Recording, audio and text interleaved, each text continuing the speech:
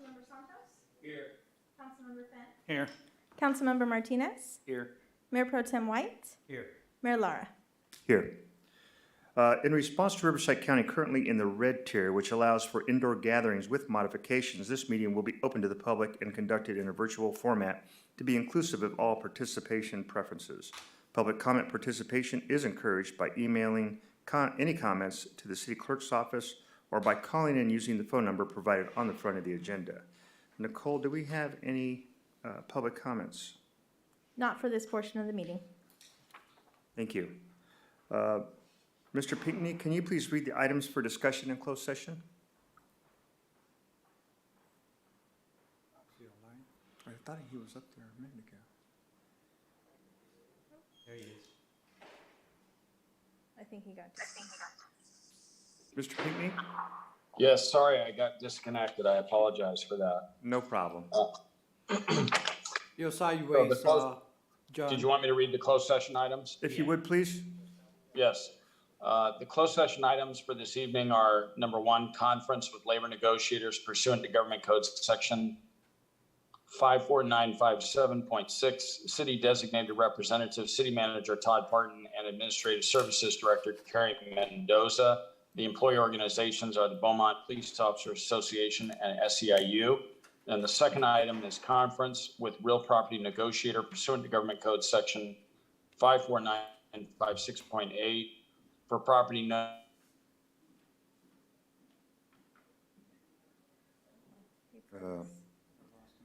You cut out, John. Sorry. You cut out right as soon as you started the property portion. Okay, conference with real property negotiator pursuant to Government Code Section 54956.8 for property known as portions of APN 418-190-004, 005, and 006. Can you still hear me? Yes, sir. Okay. Agency negotiator is City Manager Todd Parton or his designee. The negotiating parties are the City of Beaumont and Orem Capital. Under negotiation are price and terms. Thank you very much, Mr. Pinckney. With that, we will adjourn to closed session at 5:04.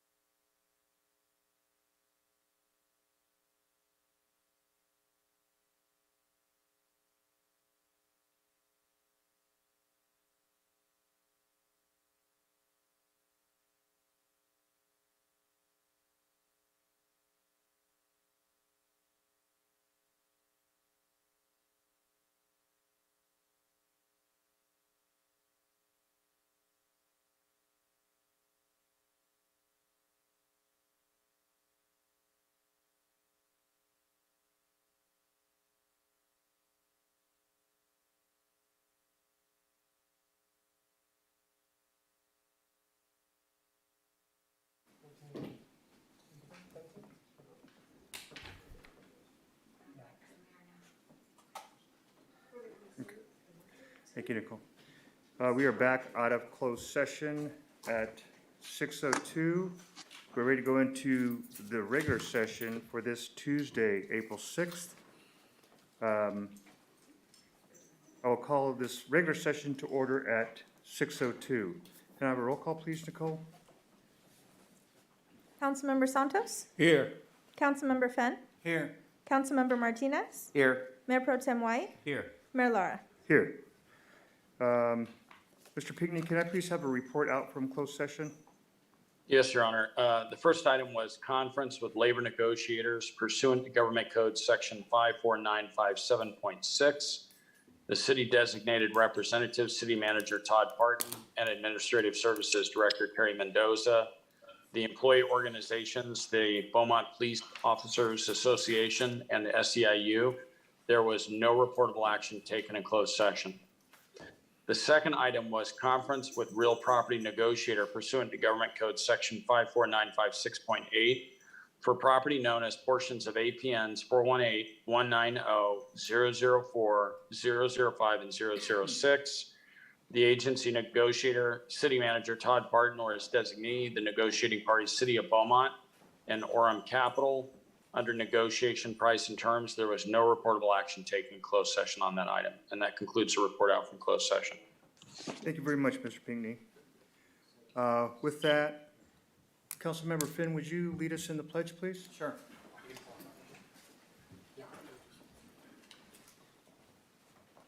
Ready to begin. I pledge allegiance to the flag of the United States of America and to the republic for which it stands, one nation, under God, indivisible, with liberty and justice for all.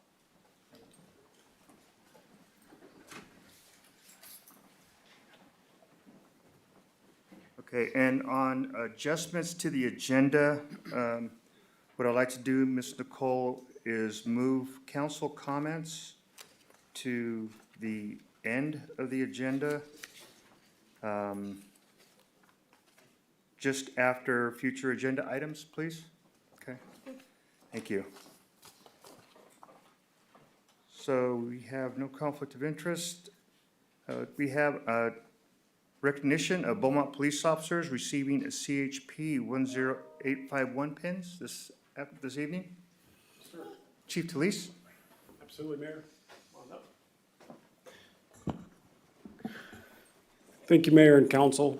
Of course, present with me is many members of your police department. Awesome. And here to support their peers. And so what we're doing is the California Vehicle Code 10851 pin, and that's recognized by the state for these officers' efforts in recovering stolen vehicles from the city.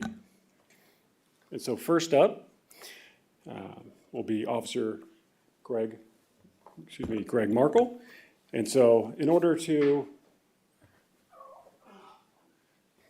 receive this pin, there's a few things you can do in order to achieve it. The coolest one would be to get a chop shop with a body. Those are hard to come by, which we're glad because we don't want a chop shop in the city. The other way is to recover 6 stolen vehicles where you actually have an arrest in the vehicle. Or the third way would be 3 arrests, or what we call rollers, and then 9 abandoned ones, or what we call ducks. So just like sitting ducks. And so Officer Greg Markle recovered 6 occupied stolen vehicles for a total of 7 arrests and recovered $41,657 in property to either our residents or from within the city. And I'll read each one and then we'll present to them. Next will be Officer David Orendine, who recovered 3 occupied stolen vehicles, 9 abandoned stolen vehicles for a total of 3 arrests and $58,569 worth of property. And this will be his first 10851 pin as well. And of course, they start stacking, and so Officer Aiden Christofferson will receive his second pin. And what they do is they just put a Roman numeral 2 on the pin to signify. And then these officers are allowed to wear this. It's department approved and recognized throughout the state. So when they see one another, they know that they're pretty good at hunting stolen cars. And so Officer Christofferson recovered 3 occupied stolen vehicles, 16 abandoned stolen vehicles, 3 arrests, and a total of $133,500 back to these vehicle owners. And so I present to Officer Greg Markle his first 10851 pin. Congratulations, sir.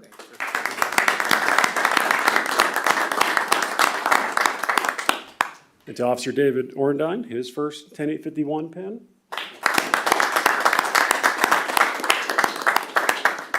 And then to Officer Aiden Christofferson, his second 10851 pin.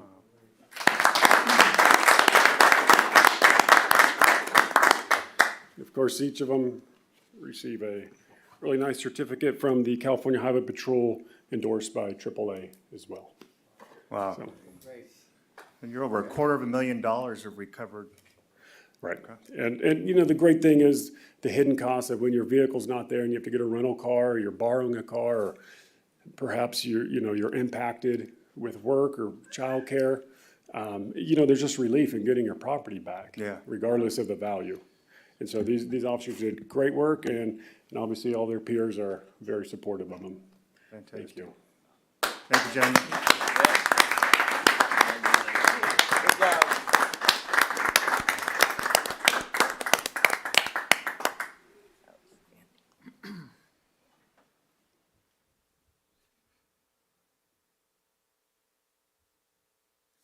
That brings us to public comment period. In response to Riverside County, currently in the red tier, which allows for indoor gathering with modifications, this meeting will be open to the public and conducted in virtual format to be inclusive of all participation preferences.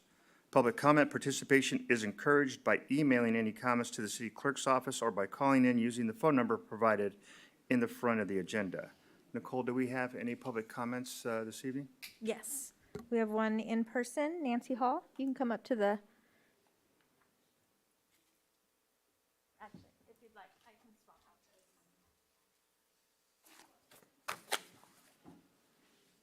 She's gonna change that out.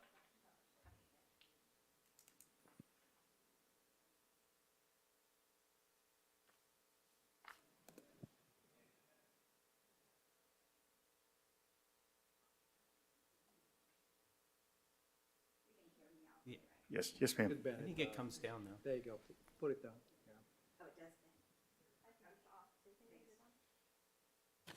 Oh, better yet. Okay, so y'all know the rest of you know where I live and stuff. So every day, either my husband or I come down Bailey and we either turn right on First, or sometimes we come all the way down and cross the tracks and get on at 6th Street. So there's 2 reasons I'm here tonight. One is about Paracone juice, and the other is about the intersection of Minnesota and 1st Street. So let's start with Paracone juice. That meridian that's in the road on the south side of the tracks needs to change. You know, Paracone, I called them when I told my husband I was going to come here, and he said, oh, well, you better call Paracone and see how they feel about it. When the other morning, when I was on my way out, I looked to the side first, I got distracted, and then suddenly I was in front of a semi-truck in my lane.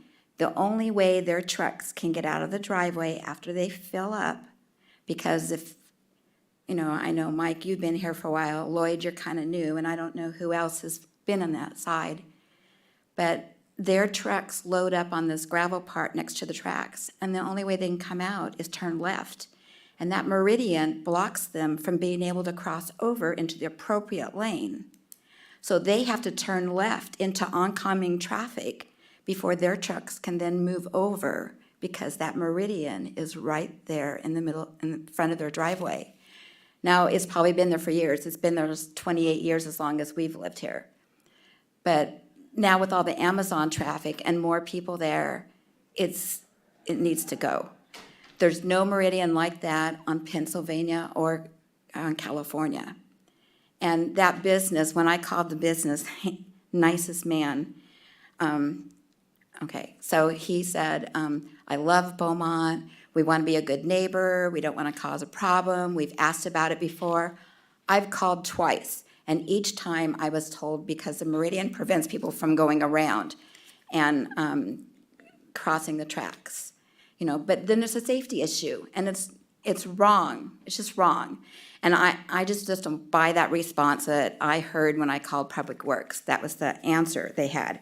The second thing, which I'm going to probably run out of time here, is that because of the amount of traffic that's coming down, they're trying to avoid Beaumont Avenue and getting onto the freeway there. They're coming through and making a left on First Street and then a right on Veely, and they just swing through there. We're just about to the point where we need a stop sign.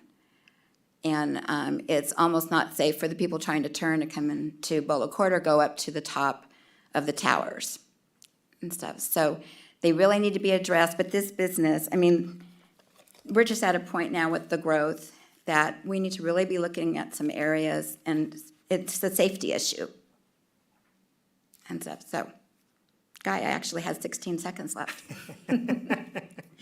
Anyway, you know, that's what I wanted to come and talk about it because it was very scary to suddenly like look up and there was that tractor trailer rig and he had nowhere to go.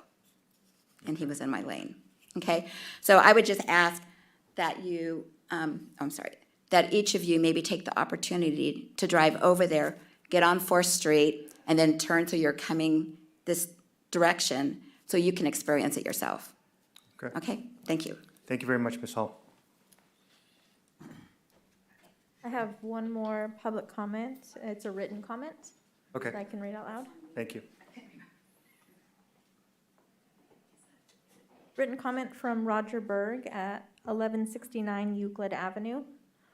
Mayor and council members, I wish to bring to your attention problems I encountered with your city staff who work for the Public Works Department regarding my concerns with the ongoing mid-year pavement project.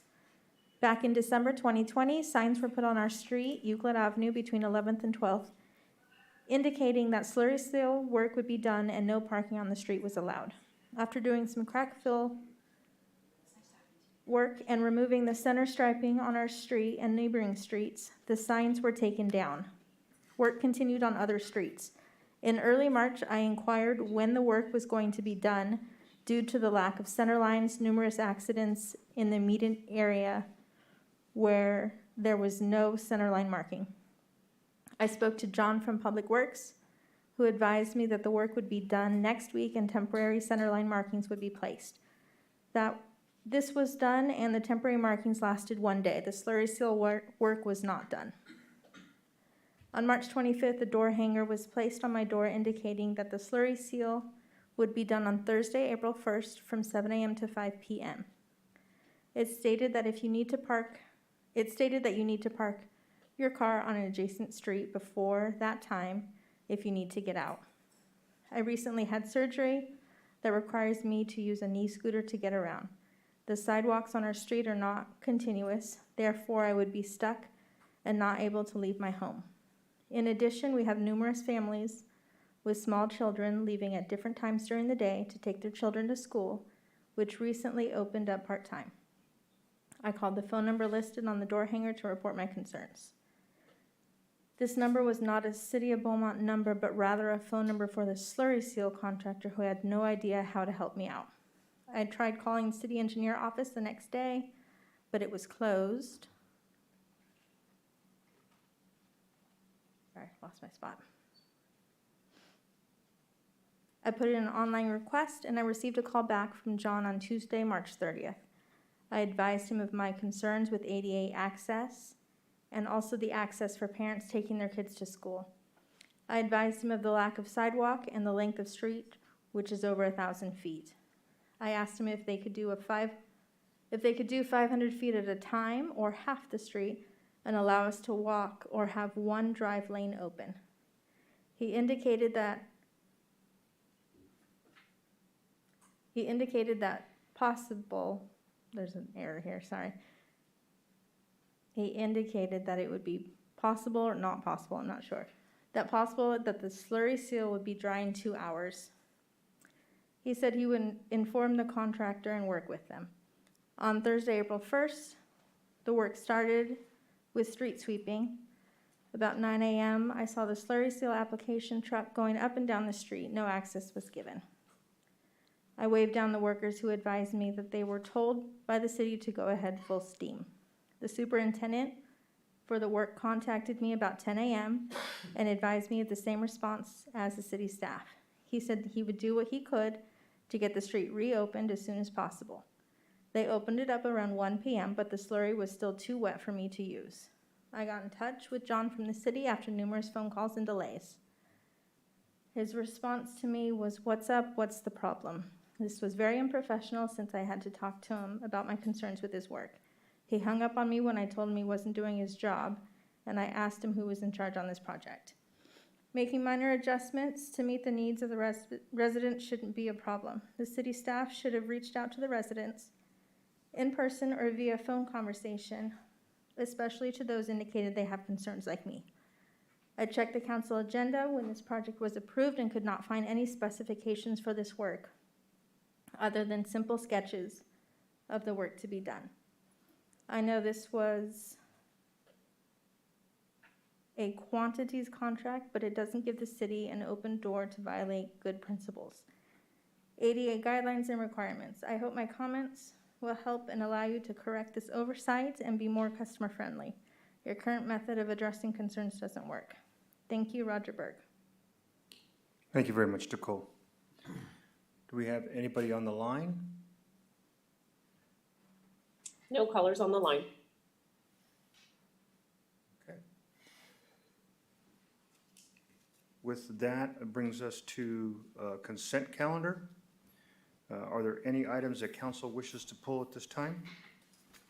Or we can, Mayor, I have probably a quick question on number 2, but it might be better just to pull that and ask my question afterwards. Or are we going to move that to the end? I forget. Do we move that to the end? yeah, sure, we'll go ahead and, we're gonna pull item number 2. Any other items to be pulled? Or I will take a motion on the remaining items. I'll make a motion to approve items 3 through 10 on the consent calendar. I'll second. Councilmember Santos, Yes. Councilmember Fenn, Yes. Councilmember Martinez, Yes. Mayor Pro Tem White, Yes. Mayor Lara. Yes. Mayor Pro Tem White, you have a question on item 2, please. Yeah, I just curious, aren't we a little bit behind? We're addressing warrants from in January. Should we be further along? That was my question.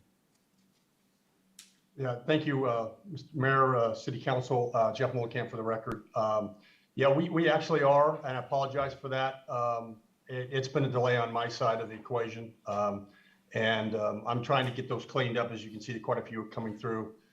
We did get a little bit behind during COVID, and now we're making up for that lost time. So I apologize for that. Okay. I will move to approve item number 2 on consent. I'll second. Councilmember Santos, Yes. Councilmember Fenn, Yes. Councilmember Martinez, Yes. Mayor Pro Tem White, Yes. Mayor Lara. Yes. Okay. We have no public hearings this evening. It brings us to action items. Item number 11, fiscal year 2021 proposed refunding bonds related to improvement areas 7B, 7C, 17A, 19C, and 20 of Community Facilities District 93-1. We have a staff report by Mr. Jeff Mullicamp. Yeah, thank you, Mr. Mayor, City Council. Before you tonight is the first step if we decide to go forward with another set of refunding bonds. As you mentioned, there's 5 improvement areas that are all before you in the staff report. And this is an opportunity for the City Council to take the first step in maybe moving forward to refund these bonds. There's some savings that can be made available to homeowners. Those savings come in 2 forms, essentially. One is there's some residual funds, there's some reserve funds that are available to reduce actually the principal balance on some of the bonds. And then there's a direct reduction in interest rates that's available for the bonds as well.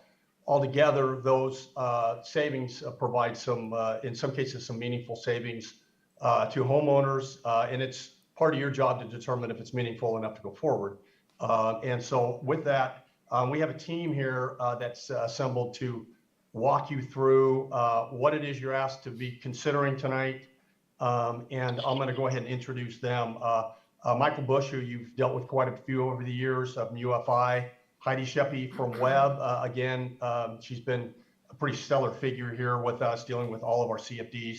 Ryan Forbath from the law firm Stradling did do the disclosure on all the bonds. Thomas Jacobs with Stifel, that's the underwriter. And they're going to walk you through basically what you're being asked to consider tonight.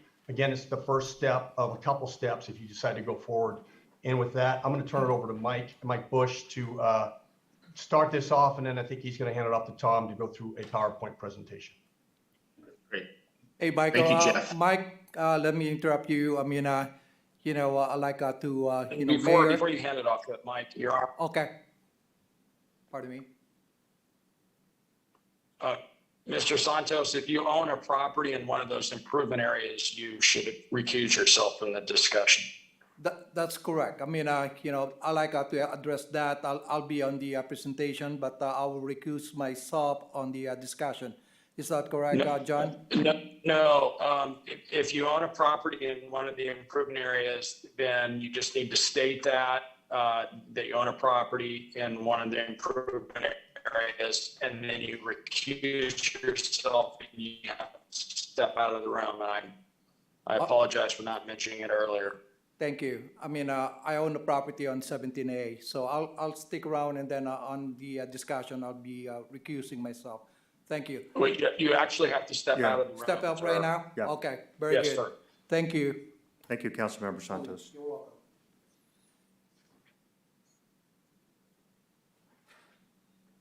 Mr. Mayor, are we ready to move forward? Yes, sir, we are. Thank you, Mr. Bush.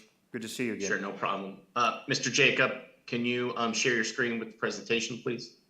Yes, I will do that right now. Thank you.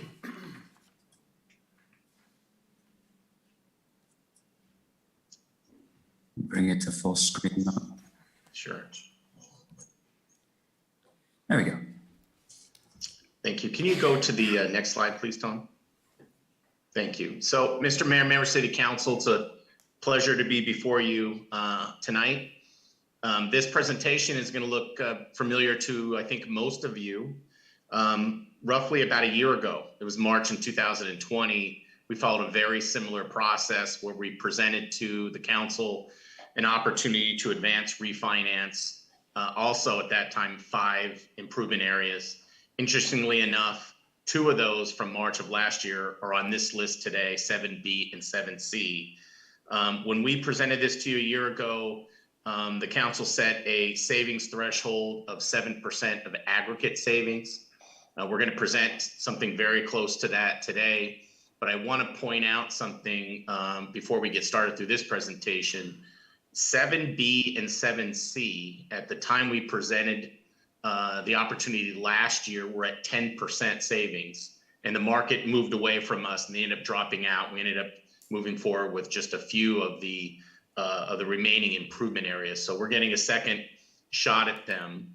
And so Tom is going to kind of walk you through some of the analysis that we've come up for this transaction. But as you can see, we are continuing to monitor the city CFD program, looking for opportunities to lower the assessment obligation to your residents and to the property owners. Again, we're presenting an advanced refinancing opportunity. And I think as Mr. Molenkamp presented to you, what we're seeking is a policy input from you to determine which improvement areas you would like to move forward with. And there are 5, as the mayor pointed out at the beginning of our meeting. They total about $20 million in total. As you can see from the number of parcels, some are large and some are small. What is interesting about the presentation you're going to see tonight, the larger improvement areas, while it may not have the larger amount of percentage savings, have a pretty substantial per unit savings analysis as part of it. So that will be, I think, maybe a more challenging point for you to give us some guidance on savings thresholds.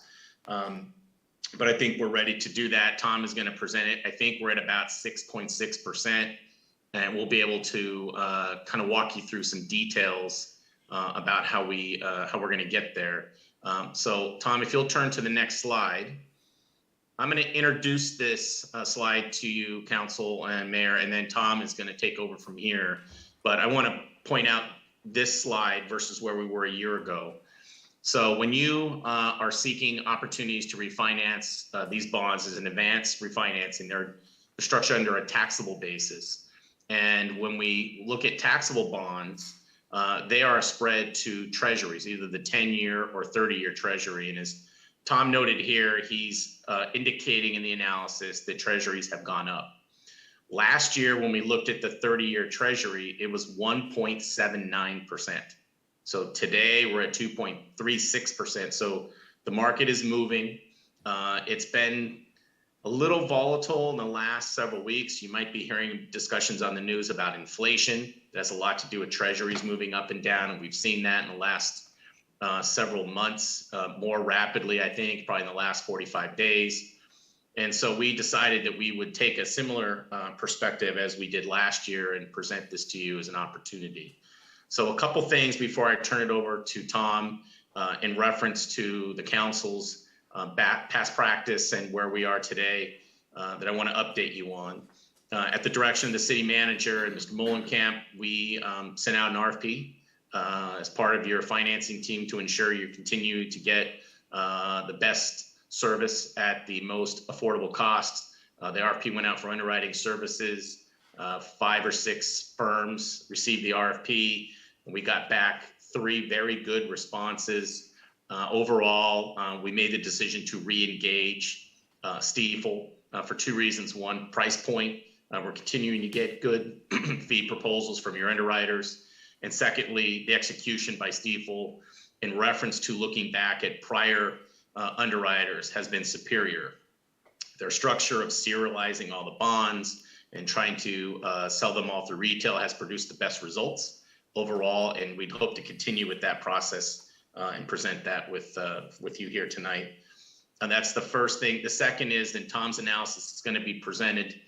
You're going to see options, whether to include all 5 improvement areas or a few improvement areas and so forth. But we're also going to present to you the option of removing the escalator on 2 of the bonds. I think 7C and 20, if I remember correctly, are the 2 that have the escalator. So you'll be asked to take that in consideration. And I think in anticipation of potential question of what we think the realistic savings threshold might want to be, I know in the past when that question's come up, we've somewhat allowed the council to kind of measure what they think was in the best interest of the constituents. I think here today, I'm going to ask possibly for a little bit different consideration than we may have had in the past. And the reason why I'm going to do that is we're revisiting 7B and 7C. Last time we set a savings threshold at 7%, they ended up falling out. I think we're here going to present them to you again. They look pretty good again. Hopefully we'll be able to move those forward. And I thought for reference, I would provide you some background on a couple of the clients that we work with that have very sophisticated debt policies that do look specifically at advanced refundings. And they set a threshold in their policies. So we have several clients that take the position of anytime you want to consider an advanced refunding, rather than sticking to the industry baseline threshold for tax exempt transactions of 3% savings, they believe, and I concur, that if you're going to do an advanced refunding, the savings threshold should be higher. And for the policy specifically I'm thinking of, they have that threshold at a minimum of 5%. And so that's somewhat of a floor I want you to consider as you take this item into consideration. The 6.6%, not to steal Mr. Jacob's thunder, is slightly conservative today, but 2 weeks ago when we ran it, or a week ago when we ran it, it was spot on. and the market's moving up, 4 or 5 basis points, seems like every other day, up and down, as much as 10 basis points. And so I want to make sure that at the end of the discussion and we fulfill your obligations and direction, that we do so with at least a little bit of wiggle room so that we do meet exactly what you want. And I think you're going to see through the savings per unit as maybe equally as important, I think, as the interest rate savings as we go forward. So with that, I'm going to turn it over to Mr. Jacob.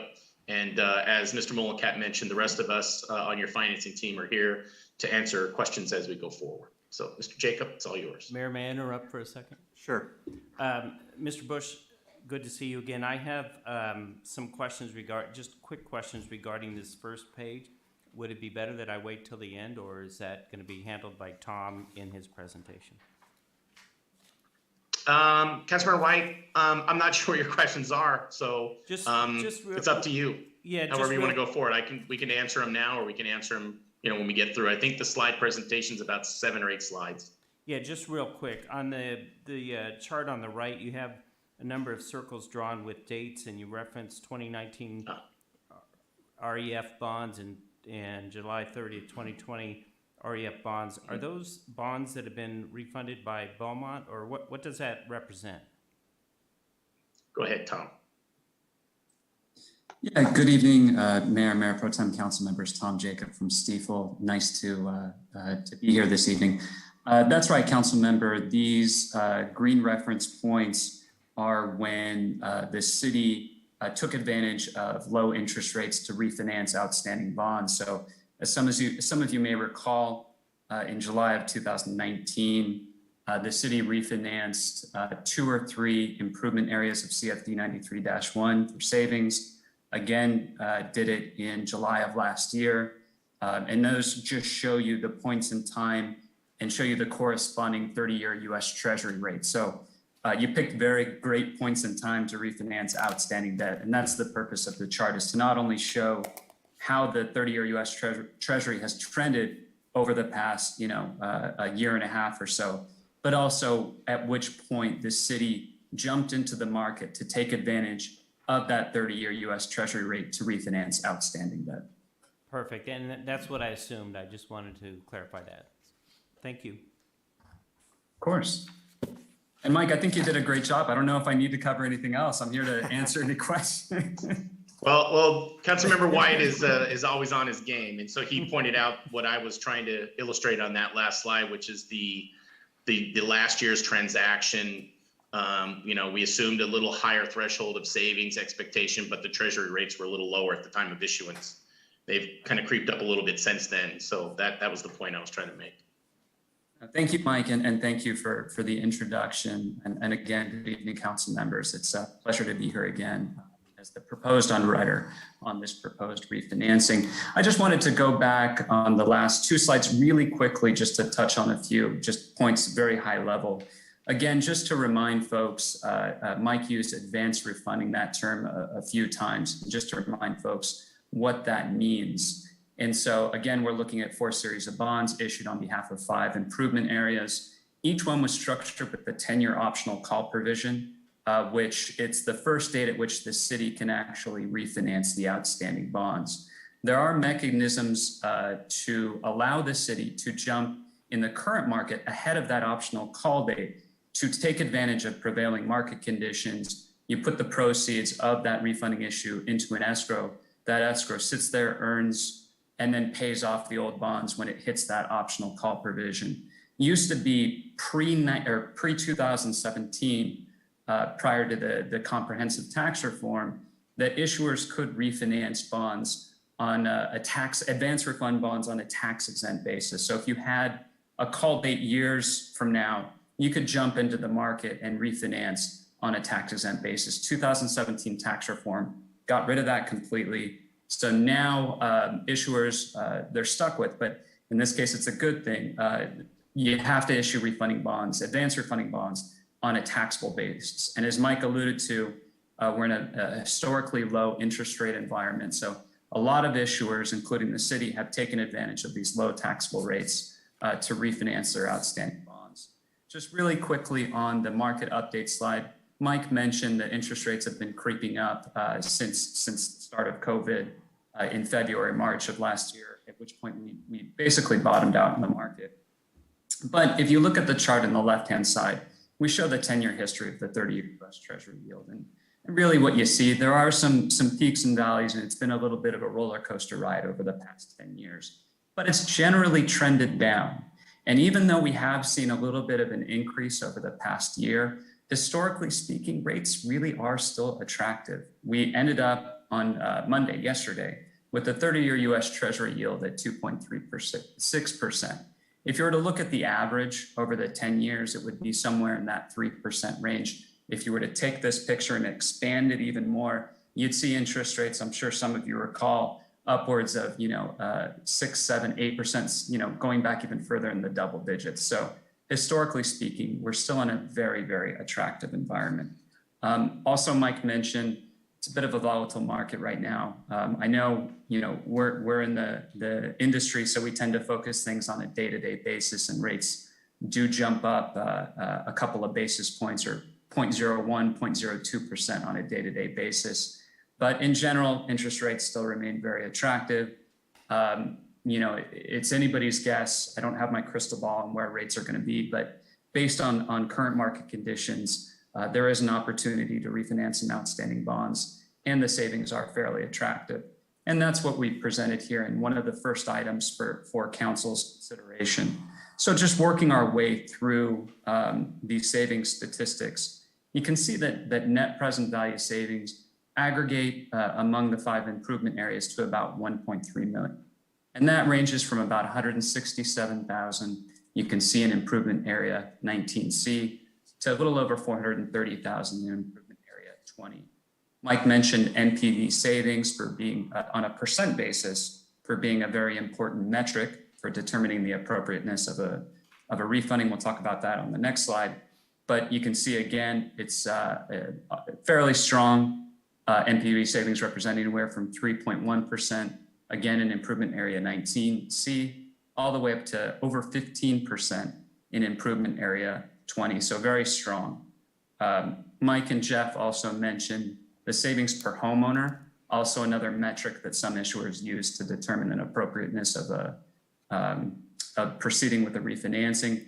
Also not insignificant, ranging from $84 per homeowner on an annual basis in improvement area 7C to over $670 per homeowner in improvement area 20. So a lot of money in improvement area 20 right there. So again, this is the first item that we're seeking some guidance from council on, like we did for the 2020 refunding bonds in last July, as Mike mentioned. We're looking, to council to give us a green light if it chooses that they want to move forward with this refinancing based on these refunding statistics based on current market conditions. I do want to note that if council does approve moving forward tonight, does not approve the refinancing, the team will still have to come back to council in about a month, a little over a month. We would be back with formal documents, updated savings statistics, and various other statistics for your review and your approval in about a month, as I mentioned, for your final sign off. And I should note, lastly, before moving on from this slide, we did perform a break-even savings analysis. So in other words, if the city were to wait until 2023, until all 5 improvement areas were able to be currently called, or you could refinance them on a tax-exempt basis, refinance them together on a tax-exempt basis, how much could tax-exempt rates rise from now until 2023 in order for the savings to be equal to those presented in the chart? And I hope that made sense. That was quite a mouthful, but the answer is about 1.3%. The tax-exempt rates would need to go up in order for the statistics on a tax-exempt refunding to equal that of a taxable refi. So, assuming council decides to move forward with the refinancing, the team is also looking for guidance on the NPV savings threshold. So, as Mr. Bush mentioned, anywhere from a 3 to 5% is really the kind of industry standard. GFOA, the Government Finance Officers Association, frequently mentions that range to determine the appropriateness of a refinancing, but it's purely a policy decision set by council, what the percent should be and whether to apply that percent on an individual or an aggregate. As Mr. Bush mentioned, last year on the 2020 bonds, we did set that at 7% NPV threshold. Of course, council could change that, adjust it up or down. It's completely at your discretion.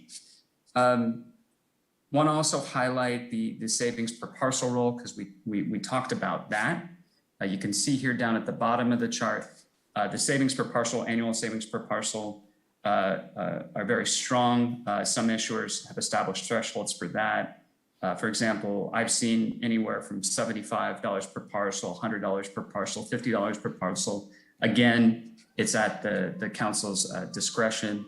And as Mr. Molenkamp mentioned, NPV savings percent is really a threshold that is purely rate reduction. That's a purely rate reduction metric. Annual savings per parcel is a combination of an interest rate reduction as well as the application of existing funds on hand to reduce the par amount of the refunding bonds. That lowers the payments or the special tax payments by homeowners that would service debt payments on the bonds, and that would, of course, increase savings. So, in case you all haven't had enough, we have one more item that we're seeking guidance on, and that is, of course, the removal of the 2% debt escalator. I know it's something that you all are very familiar with, something that staff analyzes on every chance that they get to refinance outstanding debt. The staff report, I do want to mention notes 7C, 20, and 19C. And I know, Mike, you already mentioned this as well, but I just want to clarify that only improvement areas 7C and 20 have escalating debt structures. So we're only going to look at them when we're analyzing the removal of the escalating structure. Again, of course, council has the ability to maintain or remove that escalating debt structure on an individual basis. In other words, if you like what you see on the next couple of slides, you could say, you know, we want to maintain that structure in improvement area 7C, but we want to remove it from improvement area 20 or vice versa. So one last thing before I move on to looking at the improvement areas individually is that you'll note that the NPV savings and the savings per parcel under here, this is looking at removing, these are just the average statistics, looking at removing the escalating debt structure. They're very similar to what you saw, and permit me to move backwards for just a minute. They're the same as you saw for the other structure. There's just small little differences, but they're fairly similar. What you see, the difference is how the cash flow savings are realized by the property owner over time. So the NPV savings and the annual savings per parcel are going to be very similar. Again, it's just how council would like to see the bond structured and how cash flow savings are realized by the homeowner. So if you'll permit me, I'm going to move into the individual improvement areas, starting with improvement area 7C. So if we look at maintaining that escalating debt structure, again, just as a reminder, we're looking at about, based on current market conditions, about $84 in annual savings per homeowner over the next 17, 18 years from 2022 to 2039. If we remove that debt escalator, savings increases over time because we are leveling payments out. And so as a result, your savings are going to increase. And so we start out with $26, a small bit in 2022, but that grows over time to $171 finally in 2039. Now, using the same exercise that we did for 7C for improvement area 20, we see the monster savings here, $670 in annual savings per homeowner from 2022 to 2035. That's maintaining the debt escalator. If we look at removing that escalator and leveling out payments over time, again, savings increase. They go from $332 over the next year in 2022 to over $1,100 in 2035. So certainly, again, very healthy annual savings that increase over time. And lastly, I just want to remind council, of course, you have the discretion to remove or maintain in each improvement area. So I know I've said quite a bit. I just want to briefly touch on the schedule that I mentioned earlier. And then I know the entire financing team is on the call, so we're happy to answer any questions, should council have any. But as far as the schedule, and again, it assumes that council approves moving forward, gives staff and the financing team the green light to move forward. We would work on the bond documents over the next month or so. Stradling Yoka, the city's bond counsel, would prepare those.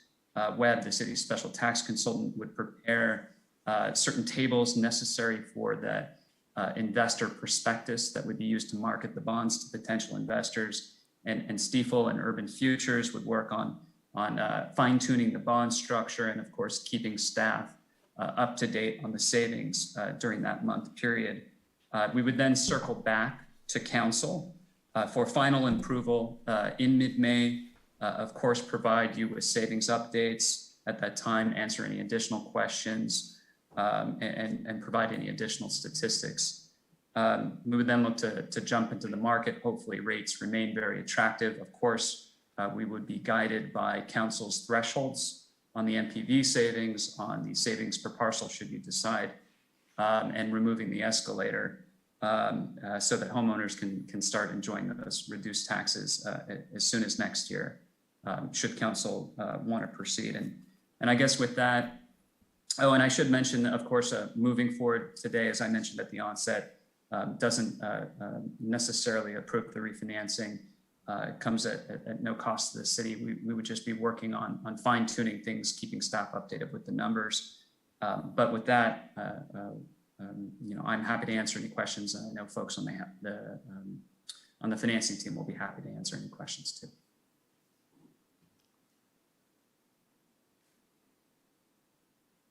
Thank you very much.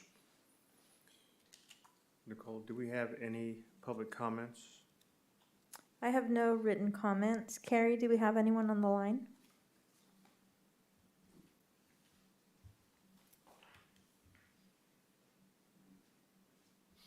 Carrie, can you hear us? Do we have anyone on the line?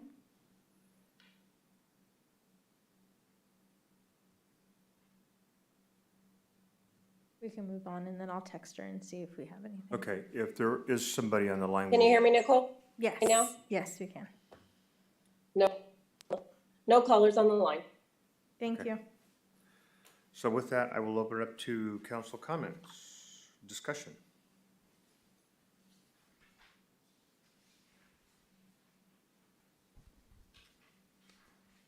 Mayor Pro Tem White? I guess so.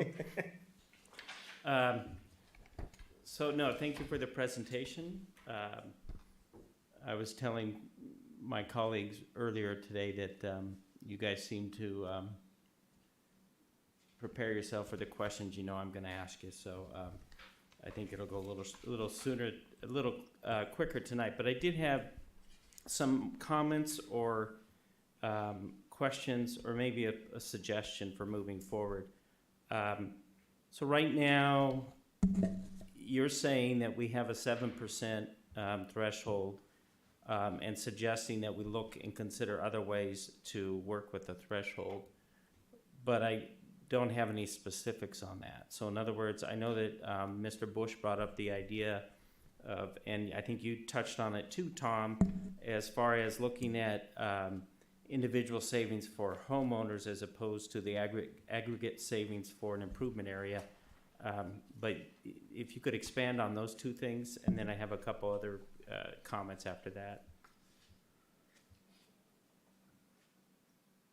If you like, Councilmember Watt, I can take the first shot at that. So yeah, at your council meeting roughly a year ago, when a similar item was presented to the council, the decision was made to look at each individual improvement area and establish a 7% threshold at the time. I went back and looked at that presentation, and the 7% looked pretty conservative at the time, because the rate, I think the savings were in double digits for each improvement area, roughly 10%.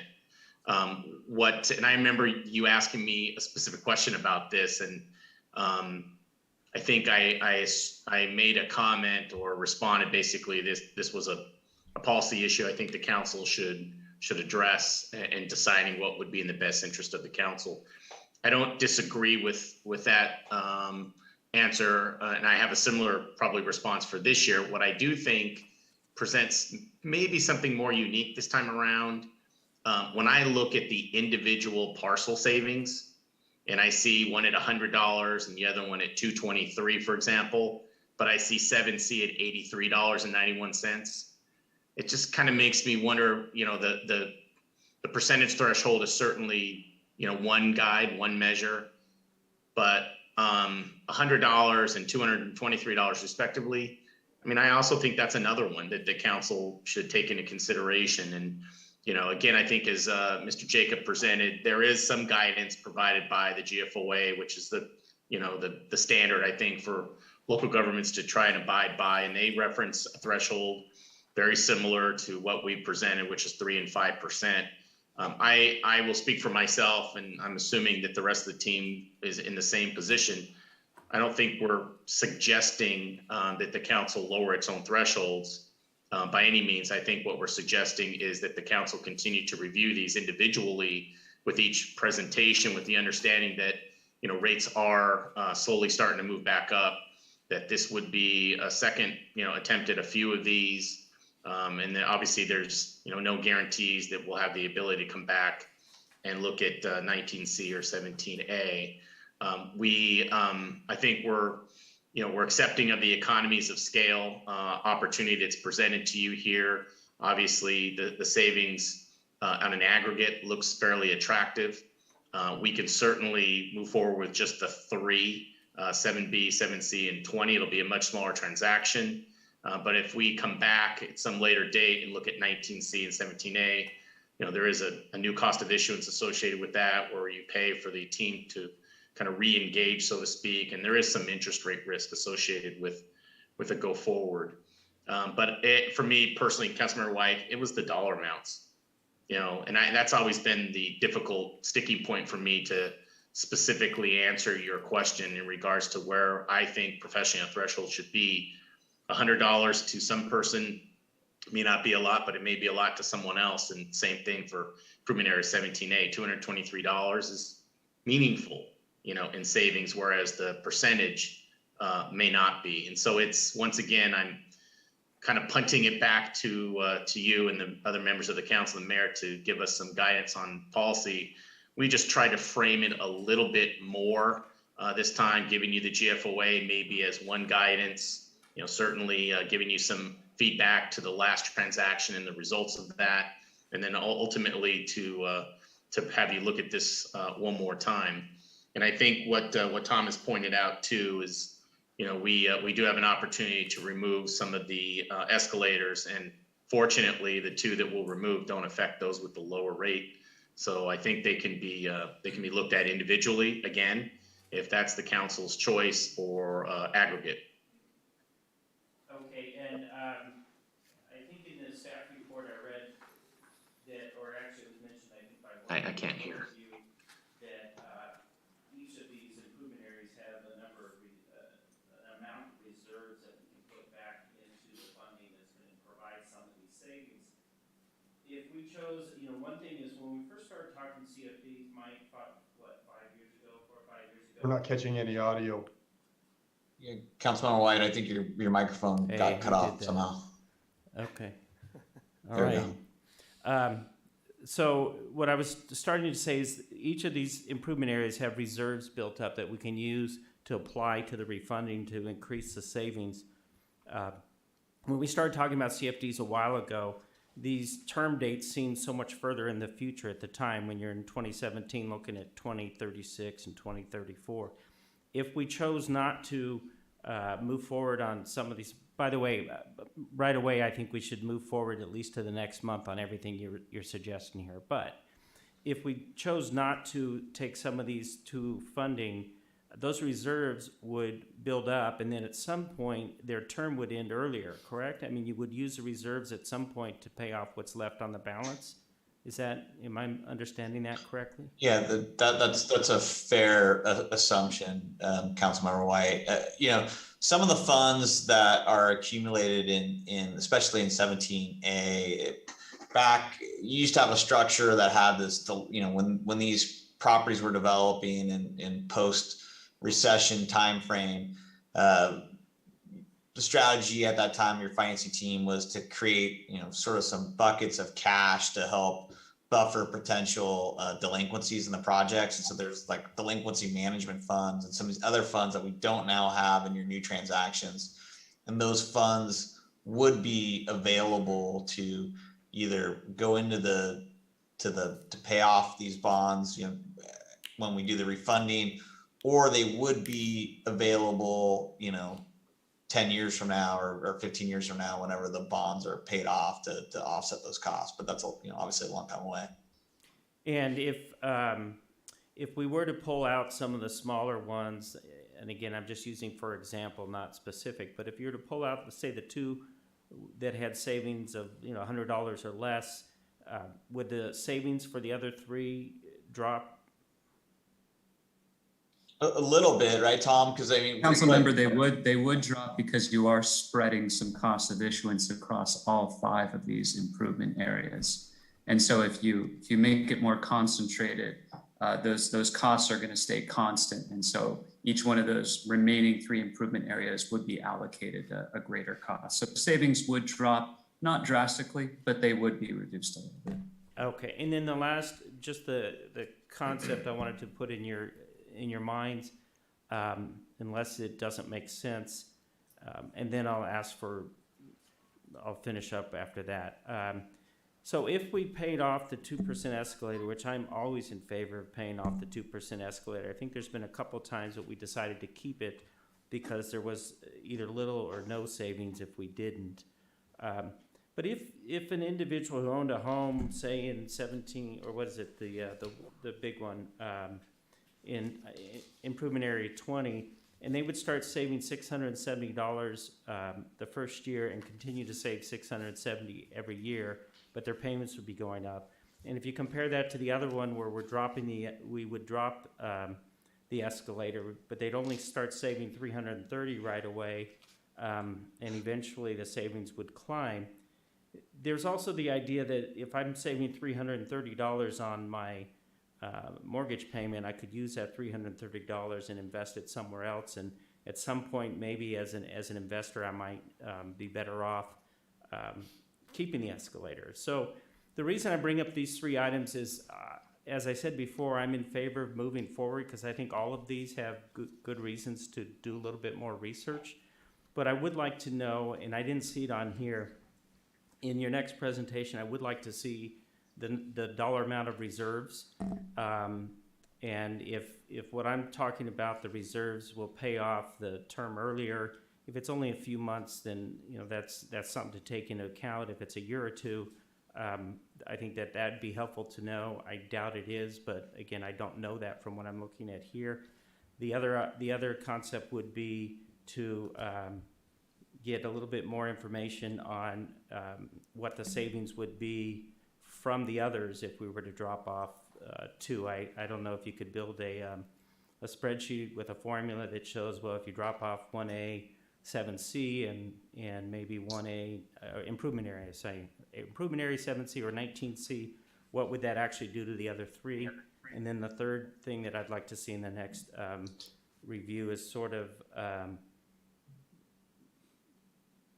a summary of what kind of opportunity I would have if I'm the homeowner and I'm, am I looking at this? I think in general that when the term, even though the term on those are not as long as they would have been at start, when I'm going to buy a house after paying CFDs for the number of years I've paid, I am not going to even consider a house that has an escalator.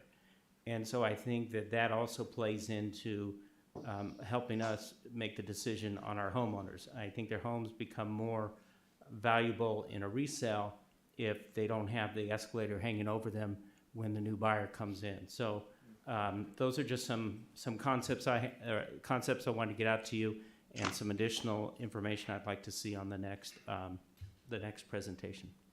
And that's all I had. Thank you. Thank you very much, Mayor Pro Tem White. Councilmember Finn? Yes, thank you. So I have a couple questions. One, did I understand it correctly that it was a 7% NPV threshold? I'm not, there we go. Okay, got shut off. Councilmember, I Okay. couldn't hear you. All right, here we go. So my question is, am I correct in the understanding that it was the 7% NPV threshold that was used previously in refinancing any of these improvement areas? That is correct. Okay, and can an improvement area that has been refinanced once before be looked at again if the council decides to use a lower threshold going forward?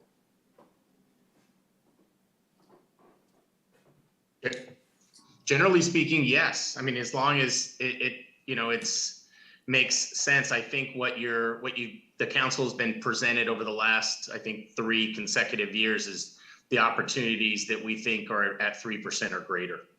Okay, so then, should the council decide to use a lower threshold, then potentially we can assume that staff and your firm could work at looking back at ones that have been refinanced before, maybe group those together, and as I'm learning here, that when there's more to be done at once, that those cost savings are spread out, and it may kind of, it improves the situation for more than one of the improvement areas. Is my thought process correct on that? A little bit, Councilman, Brian Forbath from Stradling Yaka Bond Council. And so what happens is when the bonds are refunded, there's usually what we call a 10-year redemption sort of lockout where the bonds aren't callable for a 10-year period of time. So if we issue these bonds right now to refund these existing improvement areas, we won't be able to refund this debt again, normally for an 8 to 10-year period of time. And so the deals that we looked at in the last couple of years have already been refunded, and then the window to refund those transactions again won't open up again for several more years. Okay. Yeah, you'll have too much negative arbitrage for it to make sense.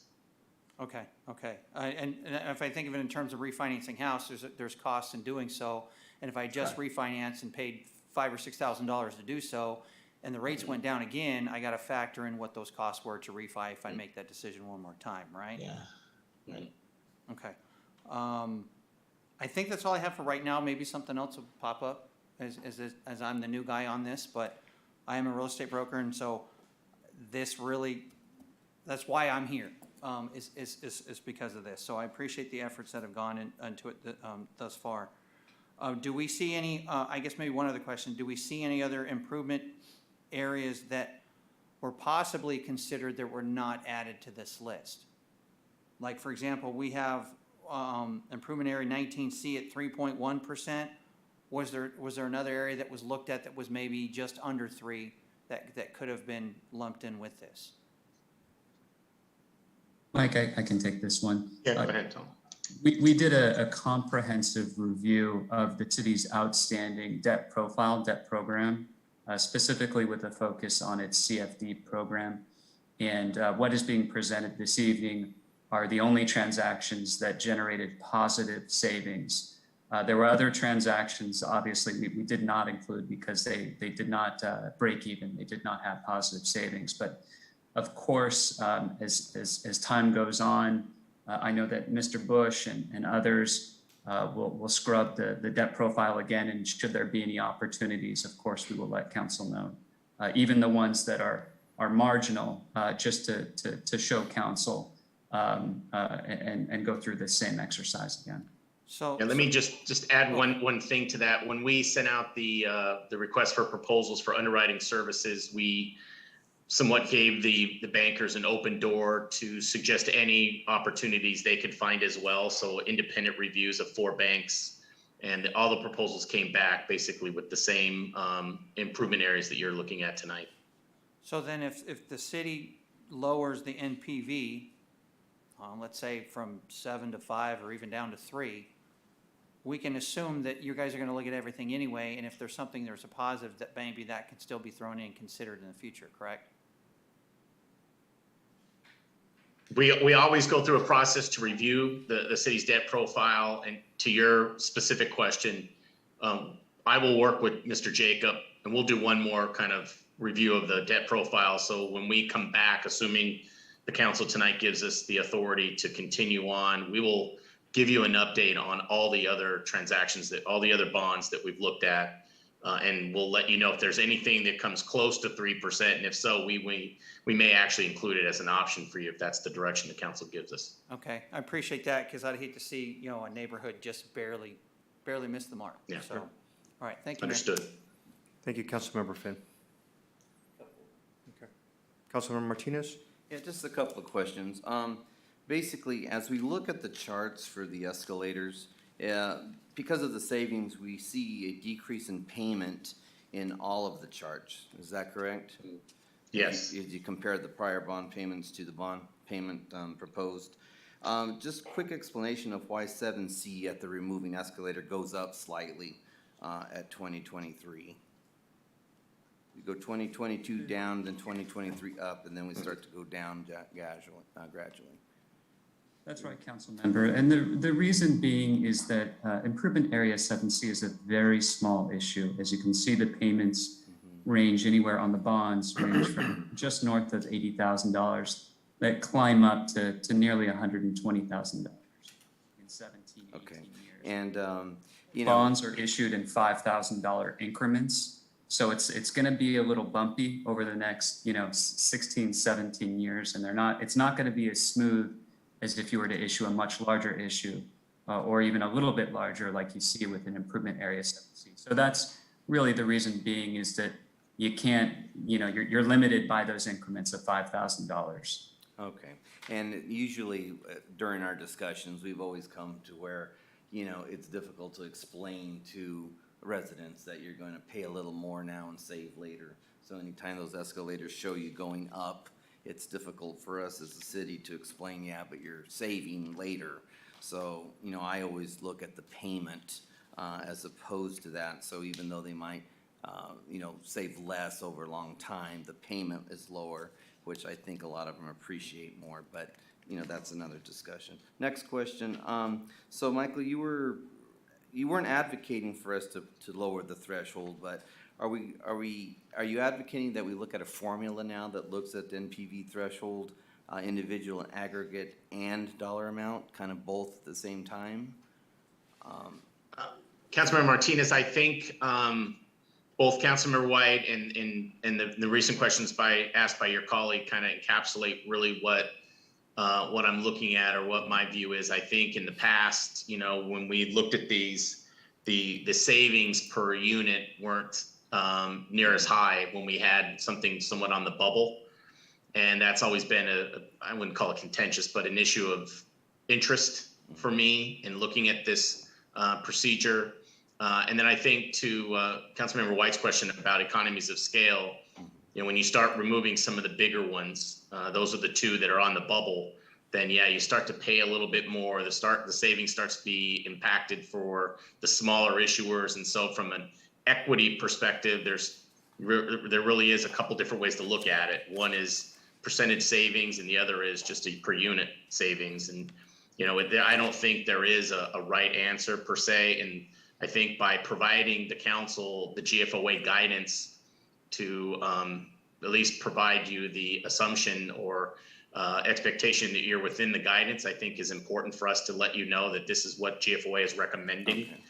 And I think if you're going to look at maximizing savings and looking at it from a program perspective, as I think you have with CFDs, removing the escalators, I think looking at an aggregate savings certainly should be considered. All of the savings you see are net of fees. And so as we start to remove some of the larger improvement areas, 19C, as you can see here in the other, that's $14 million that goes away and we end up with about $5 million. So it does start to matter when the ones you're considering are larger when you remove them. So this is somewhat a little bit different than the past discussion. And at the time, the reason why I wanted to bring it up at the time when you set the 7%, the improvement areas were at 10. Right. And so we felt like there was a lot of room. And ultimately, a couple of them ended up dropping off by the time we got to the council in June. So if we were to come up with perhaps a guideline range of a 5 to 7 or a 3 to 7 or something. Yeah, I'm your independent advisor and my job, I have a fiduciary responsibility to the council. I'm the only one actually on your team with that. And so with that, I don't feel that it would be in my spot to give you a recommendation to lower the savings amount. That would benefit, obviously the team doing the transaction. They get paid for doing this transaction. So I'm comfortable with whatever the council determines is in their best interest. But we want to make sure we're giving you all the information you possibly can have and want to make the decision ultimately. And again, being larger thresholds certainly matters, but the other maybe nuances coming out of COVID, I don't know the condition of these neighborhoods and the economics of the individuals in there, and maybe $100 this year means more than $100 pre-COVID.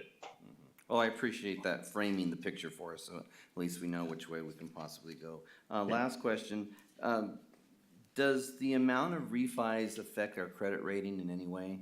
I mean, I just equate it to what I know about other things. No, so Councilmember Martinez, this specific transaction, the credit is on the property owners. This isn't necessarily the city's credit, it's the district itself. It's a good question to ask, but each time we would do a refinancing, the goal would be to lower the debt obligation, to lower certainly the demand for making payments. So it actually should be a credit positive each time we do it. If we are ever in front of you suggesting we extend terms or do something else, that means there's another problem we're trying to deal with that may have an impact on credit, but this certainly is not one of them. Perfect. Okay, I appreciate it. Thank you. Thank you, Mayor. Thank you, Councilmember Martinez. Good questions. Any other questions? I'm good. The only, Mike, I guess this would be a question for council though, is it removing the escalator on 7C, just, I don't know. For me, I need more information. Okay. Because I think we have, like I said, we made the decision a couple of times to keep the escalator when it made sense. It just looks like. We're not hearing the dialogue, I don't think. Thank you. Sorry, I did that one. I turned that one off myself.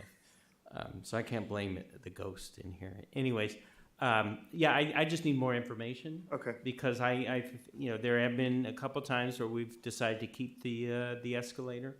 Make it more worth it. But yeah, I think if I have more of like the reserves, I mean, if you're gonna have significant reserves, it's gonna pay off 1 year earlier.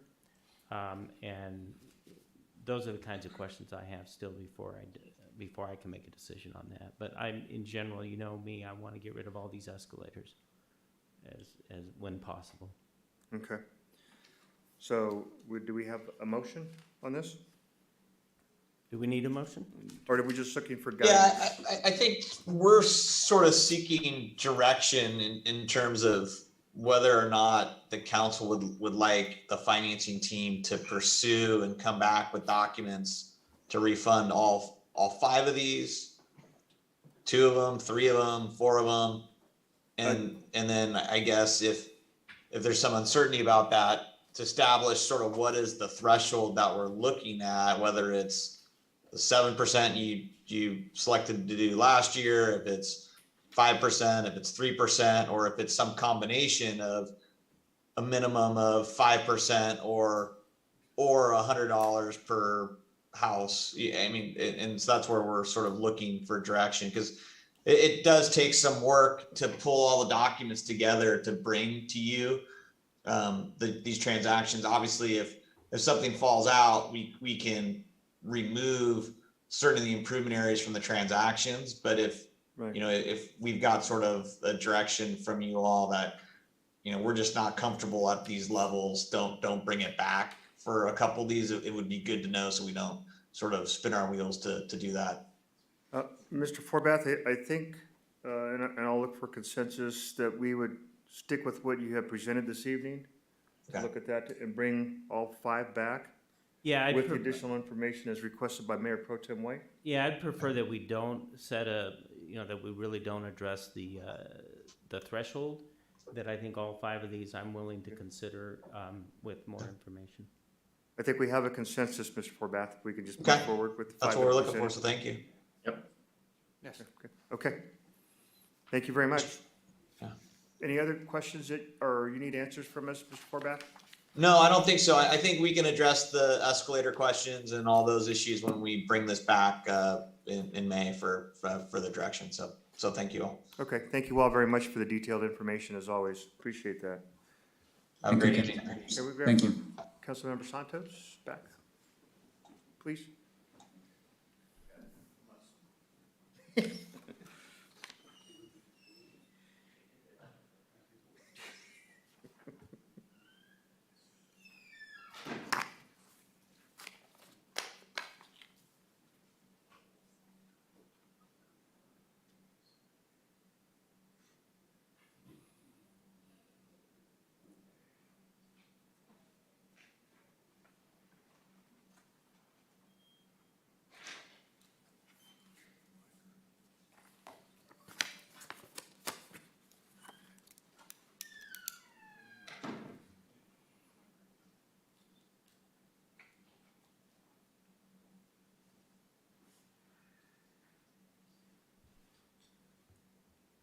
Okay, so this brings us to action item number 12, City Branding Identity Initiative Update and Proposal for Phase 2 to include design of Spanish-themed tiles and brand creative brief. Good evening, Mayor and Council. On August 21st in 2018, a professional services agreement was awarded to CV Strategies for the completion of a branding and identity initiative. The project scope of work was to include development of a brand identity, assessment of our current logo, a lifestyle logo, and graphic elements, as well as standards, messaging, and collateral material. In 2019, phase 1 of that initiative was completed, and the tagline, assessment of our logo were developed, and that was closed out. Phase 2 of the initiative includes the remaining deliverables of a development of a lifestyle logo and graphic elements. The successful implementation of these significant items will produce an identity that resonates with Beaumont residents, key stakeholders, and business partners. And it'll also provide a framework for city signage and the development of design standards for the general plan and the downtown specific plan. So if you give me just a moment, I'll share my screen with you and we can look at the visuals for this.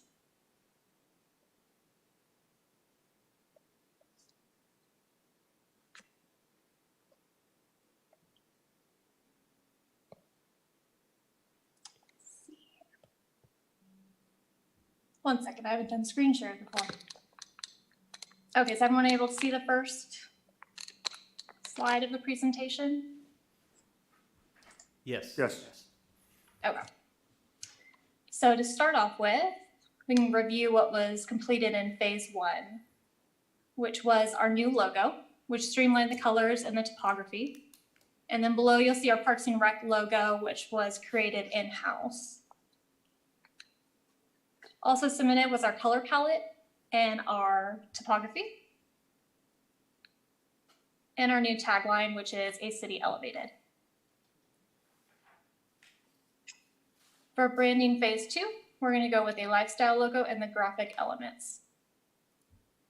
Now this is where we talk about a Spanish theme, and where we got these themes were from the survey results from our general plan and the stakeholder meetings which were handled during phase 1 of the branding initiative. So you can see a couple themes are current through both of these as a small town feel, neighborly feel, safe community, and civic pride. And on this side, you'll see a snippet of the responses that came out of the general plan survey.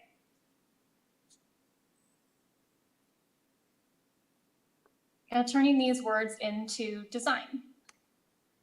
So the Spanish theme, we're going to develop 4 tiles for nature, community, location, and family. So when you put these 4 tiles together, they'll create a center image based off the corners of them, which would be considered our heritage. Or as I like to say, why people decided to plant roots in Beaumont. Whether it's people, first settlers who literally planted the roots of fruit trees, or figuratively now people planting their roots and growing a family in our city. So here's an example of what we'd like to achieve with this design And you can see the center image of each tile would complement one of those themes and then create kind of a design that hits into the middle of it. Now to stay along the lines of our color palette, mostly in blues, browns, and oranges. And there's a variety of uses for these tiles, including downtown design, infrastructure, and collateral. So for downtown design, we envision using this in street art, in interior design, such as the tiles, that also mimic the front porch of City Hall. That's kind of where this idea originated from. And it can be used in monumentations in our downtown area. Infrastructure design, it can be used on bridges for overpasses, in an underpass design, and freeway decorative details. For collateral material, because they are tiles, we could actually produce these into sets of coasters, which would be a fun little gift to hand out to people. We can use it as watermarks in city documents, lapel pins, and just a variety of uses. And here's a statement from our vision and values from the general plan. Now, the quote that we've received to complete phase 2 is from JPW Communications, which recently completed the redesign of Beaumont Transit's beautiful logo. And they've submitted a quote to us for $4,725 to design the tiles and then create them up with a brand creative that basically explains and ties in this idea with the rest of our branding. And with that, I'm here to answer any questions. Nicole, do we have any public comments? I have no written comments. Carrie, do we have anyone on the line? No callers on the line. I will open it up for council discussion. Councilmember Martinez. Hello, Ashley. Hi. So, help my brain, because I'm not very creative and I'm definitely not artsy. So, the logo that we have with the mountain and stuff, that's our official logo, correct? And Correct. that stays. And then what we're looking at are these 4 different tiles that could be standalone or can be put together to create a larger type of a seal image, correct? Correct. So we could put them together and use them basically how our front porch is tiled. So we could use them as a decoration in a bunch of different ways. Or each One of the tile fun would- ways that we could use it would be at the new Stewart Park design. So we could theme the pavilions. I believe there's 5 pavilions scheduled to be throughout the park. So this would actually fall in line perfectly with that.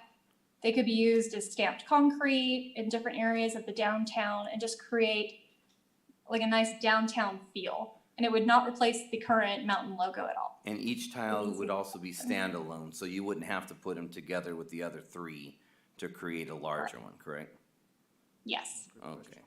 And so just 2 things then, if you would, Mayor. One, I noticed green popped up, and you know how I am with the color green. So we've got a neighbor that uses green on their buses in quite a few places, so I'd strongly suggest no greens.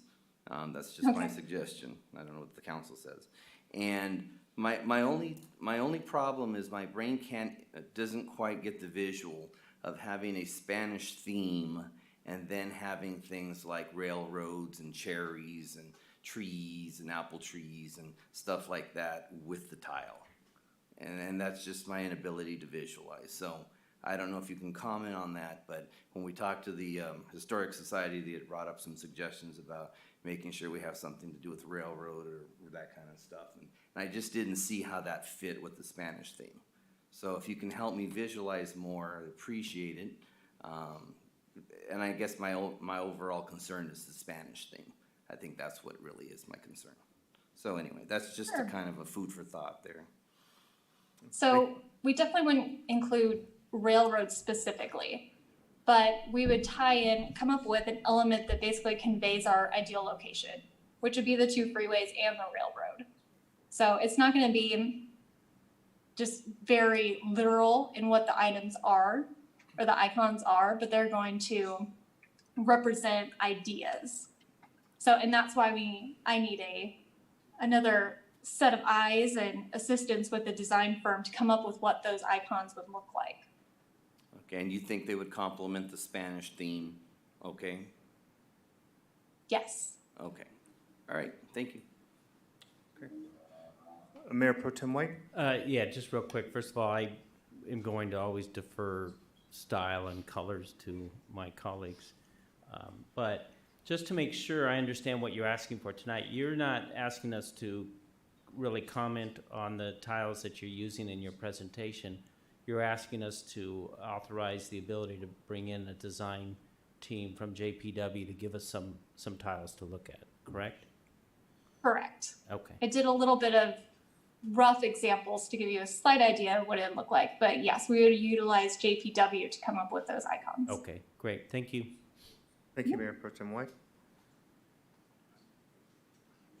Councilmember Santos? Yeah, I have a comment on this. I mean, my personal experience in Beaumont, you know, being the Beaumont on the late 70s in here, doing cherry picking and everything. And I like to, to place or share my ideas and my, my concept of designing and also the theme on Spanish. I got a Spanish blood. My grandma is from Spain, so got the 25% on that. So the thing is, while I'm here on the Beaumont way back then, and I know the community, there's a lot of German community in here, and that would be nice to incorporate the ideas of the. It's almost similar of the design on that. I mean, I'm not saying they're coming from the Germany. They're coming from Holland, from Switzerland. If you look on our neighborhood, I mean, especially in Beaumont and Calamasa, and also part of the Banning, there's a lot of German, descent. Way back then, they're still in the area. I think that would be nice to incorporate that also, the ideas about the design on that. I'm not against this Spanish. As I said, I mean, I have a Spaniard, in my blood. So I grew up with my grandma during that time, and I know this design. And to interject, I mean, green is good on this design. So, Councilman Julio, I will, I think if we eliminate the green, it will not balance. So we need the green. I like the way it is set up, the gray tone in there, and the deep green and apple green. That will be perfect for any design that the concept of bringing some concept from the German thinking, and also the Spaniard. That would be great. Thank you, Mayor. Thank you, Councilmember Santos. Mr. Mayor? Councilmember Finn? Yes, thank you. Two things that remind me of Beaumont from many years ago. One is the deodar trees that you drive up Beaumont Avenue to go to Cherry Valley, and that's where my wife's family remembers Beaumont the most. But I had a little unique story, and I'll try to keep it really quick. When I was in the Army in 1989, I bought a motorcycle in Massachusetts and rode it home to California.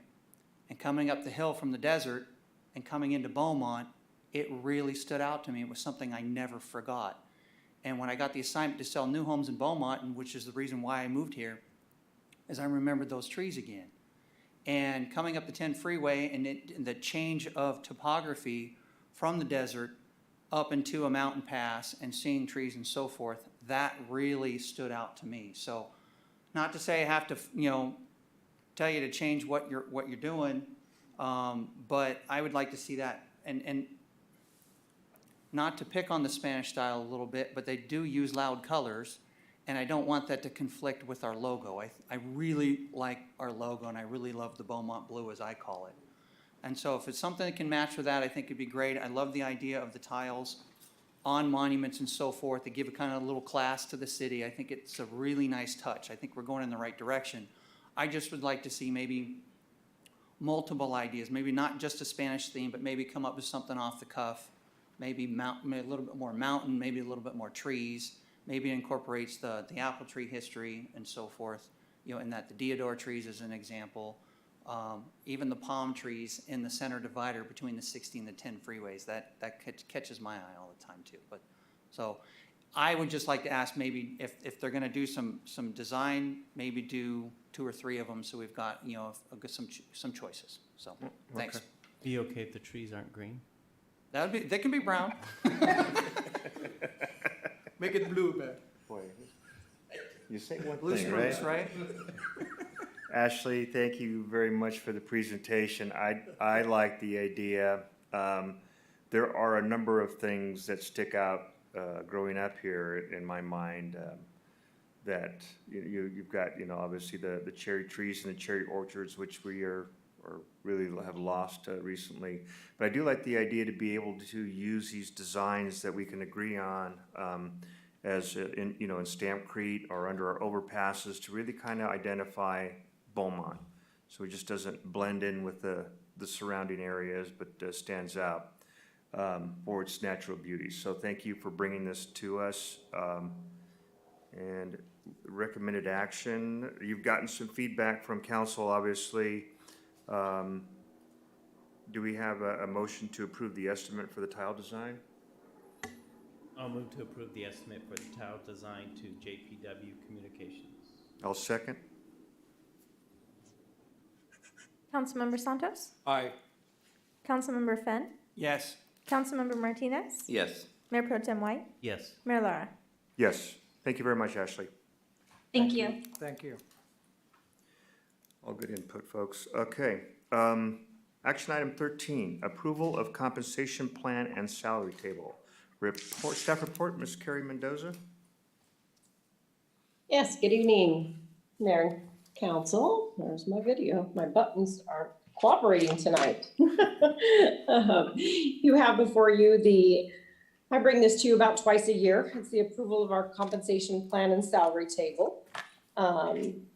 The changes reflected in tonight's version are the increases that police managers as individuals, as well as managers and professional technical groups received January 1st, as well as the minimum wage increase for our one of our part-time recreation specialist job descriptions. So you have those, which you're very familiar with. They're standard. I bring those to you, like I said, usually about every 6 months. But I have a few additions to the compensation plan and salary table tonight. The planning department has requested a title change for their senior planner due to the level of work that this individual completes. And her work is more appropriate with a manager level in the organization.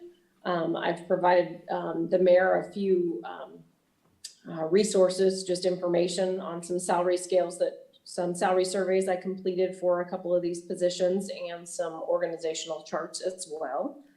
So that's the first, is your planning department just being reclassified, your senior planner being reclassified as a planning manager, no salary adjustments.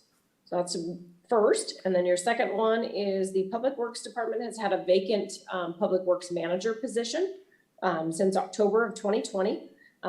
They've been trying to recruit and determine the needs of that department, as they have a need for more engineering staff.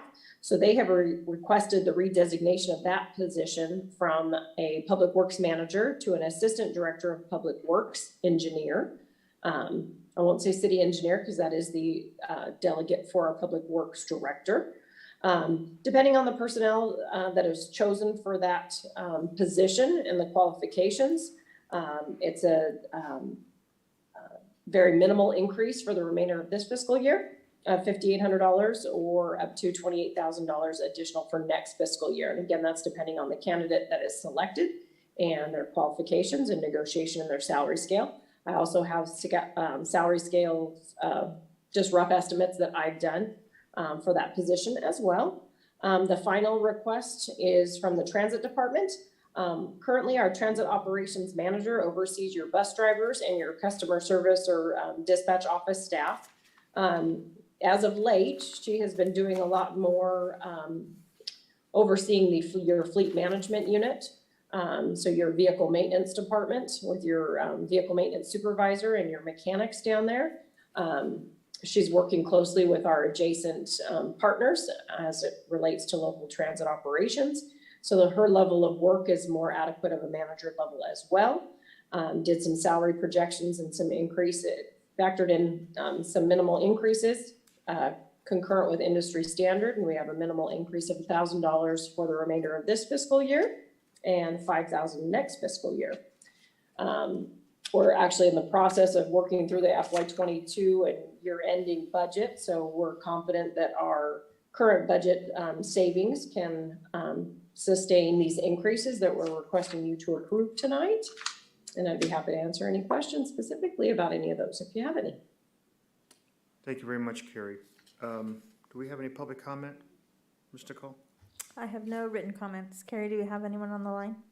I have nobody on the line. You would have heard my phone this time around. Okay, so I'll open that up for council discussions. Mayor Pro Tem White? I don't know that I have questions. I just have comments and concerns. First of all, it would be helpful to understand how these different title changes are going to impact the actual organization structure. So if you move someone from a senior planner position to a planning manager, how is that impacted or affected in the organization chart? So, I would like to see an organizational chart before I really made decisions on this. But the other more larger concern I have is that right now we have started the process of a new class and comp study. And I think, based on how long it's going to take for that to be complete, are we making decisions based on information that might change after we have a comp and class study done? So I think personally, I would like to get a little more information on the timing of the comp class study as well as the structure of these different departments. On the face of it, I don't think I have any objections to what you're proposing, but I don't think I have enough information to make that decision. That's all I had, Mayor. Thank you, Mayor Pro Tem White. Any other? We're good. Yeah, Mr. Mayor, I just echo Councilmember White's comments that this is new for me. So my question is does this fall within range and so forth? And are there any positions in particular that are kind of way out of whack right now, either too high or too low, that need adjustments or anything like that? And so seeing that comp and class study would help educate me to better understand that as well. Okay.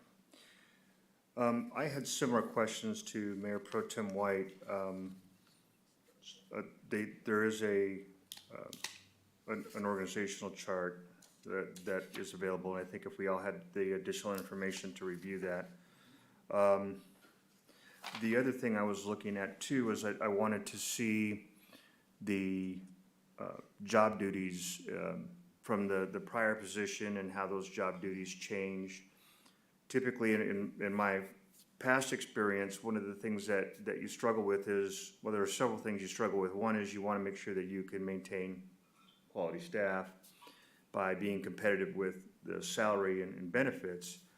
The other thing that you run into, though, are having positions that may or may not fit the actual job duties. So it's difficult to sometimes you'll grab a position, and I'm not saying that that's the case here, but sometimes you'll use a position title to fit a job duty that may not necessarily work very well for that particular position. Anytime that I think that you see or you add manager to a title, the expectation is that person would manage individuals. Sometimes that's the level of work that they do. So that's why I was looking for job descriptions to kind of help have me better understand the job duties and responsibilities as they exist today, and then as they would change to require the management title. Any other comments?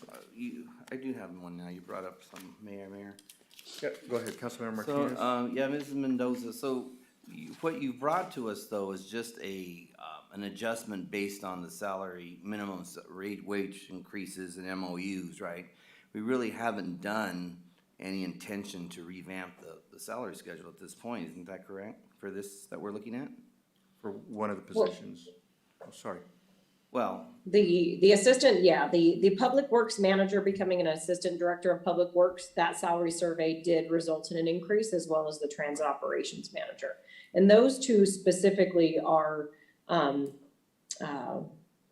they are getting an increase in duties, if you will, well, one is brand new, so I can't say that, but they are getting an increase in assignments as well as personnel, yes. so Those two. but The that's first is just a straight title change, no salary But increase. that's not the plan. only two things you've adjusted on the salary schedule, right? You've Correct. done a total adjustment for minimum wage and so forth, have you not? On this schedule? Yes, the schedule has been adjusted, yeah. If you look at the recreation specialist, it now references where they're at $14 an hour. Okay, yeah. so I agree with my colleagues. If they want to see more information, I'll support that. I'd Absolutely. also like to see, in addition to that, then a comparison of the prior schedules, at least the year prior. So what we went from to overall. If we're going to be doing that, we might as well look at what was and what is, I would like. So if you can add that to your list of requests. I Absolutely. appreciate Nope. that. I got organizational charts, job descriptions, job duties, prior positions, how they've changed, and their prior schedules, so you can see the difference in the schedules. We good with that? It- Okay, Mayor, Karen. if I could address a couple of your comments from the staffing standpoint, I think I can answer some of your questions, and then we can definitely get you the org charts and the job descriptions. Starting with the planning manager, I think this is really right-sizing this position, and so this position is probably not necessarily taking on more duties, it's already doing those duties. So the position as it stands today is managing contracts. So instead of having environmental staff in-house, that position is managing the environmental contracts. So again, instead of having per se staff, we're managing contract staff. In addition to that, the community development department, once we move the building department out from underneath it and move the fire inspection underneath, it's a bit of a smaller department. I can't say that it would be a department that would be ready for an assistant director position, but this is the position that I would look to in the absence of the director. So I'm not dealing with, as the supervisor, multiple people. And so this position is the number 2 in line in the department. I'm very much involved in all aspects of, planning, code enforcement, and the fire inspection services. This position fully and completely runs the development review committee, puts together all the agendas, runs the process, gets comments back. So really, in terms of managing, while this position doesn't necessarily manage a staff person, it is really managing the planning portion of the community development department. On the assistant director of engineering, what we're looking for is revamping that department. With that department, we brought in initially some engineering techs that were not licensed engineers. As time has moved on, we've been able to upgrade that staff in order to, better suit the projects that we have coming forward, both in the CIP as well as the development side citywide. This assistant director will serve again in the capacity of the city engineer in the absence of the city engineer. And that becomes very important as we're trying to sign off on documents that the city engineer would typically sign off on. If he's on vacation for a week and we can't sign documents that are needed, then we're putting development back for a bit of time. In addition to that, this position would supervise the street side of the department with an inspector, and then the other principal engineer that we're looking to bring on in the scheme of that department would also have an inspector. we would cross-train both of those individuals to do both capital improvements as well as development. As you know, in 2020, we've brought a good majority of that in-house. We brought the inspections largely in-house. We use very little contract inspection across the city. That has definitely improved our quality assurance around town. In addition to that, we are doing quite a bit of the development review in-house as well, and sending out less and less where we can meet our time turnarounds. We are still sending some stuff out, so I don't want to mislead you in that, but we are trying to keep that. And then we are providing that quality assurance on top of the contract work that is happening to make sure that all of that work is seamless across the development. So we're not just looking at one thing. We may be looking at a set of plans for commercial development, but how does that fall into wastewater? How does that fall into planning? How does that fall into buildings? And so it's really a development team.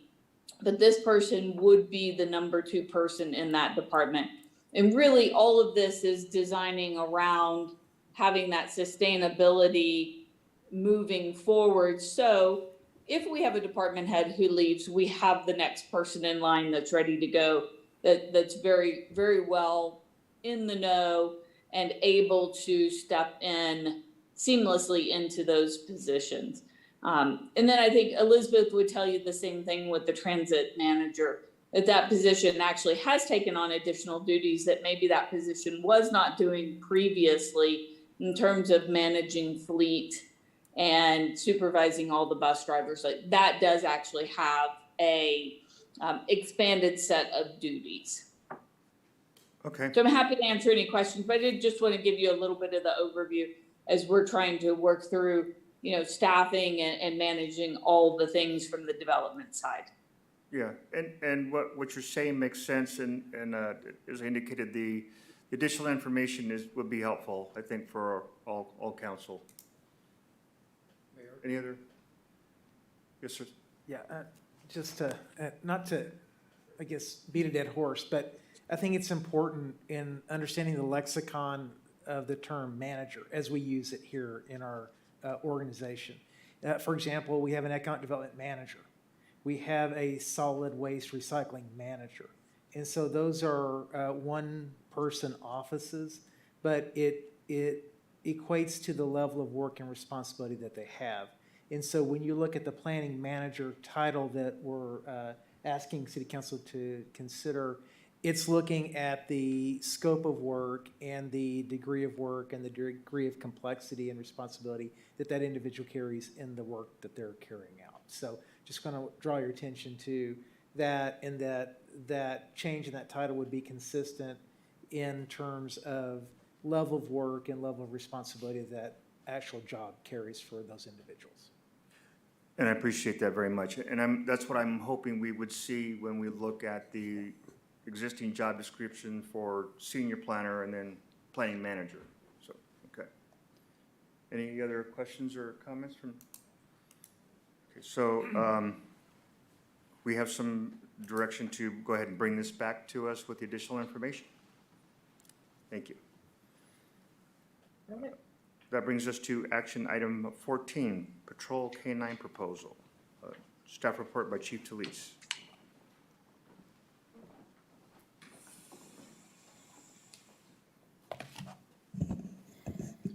Good evening once again, Mayor and Council. So before you, I'll be presenting, and with me is Corporal Ryan Breda, and he's our department K-9 expert.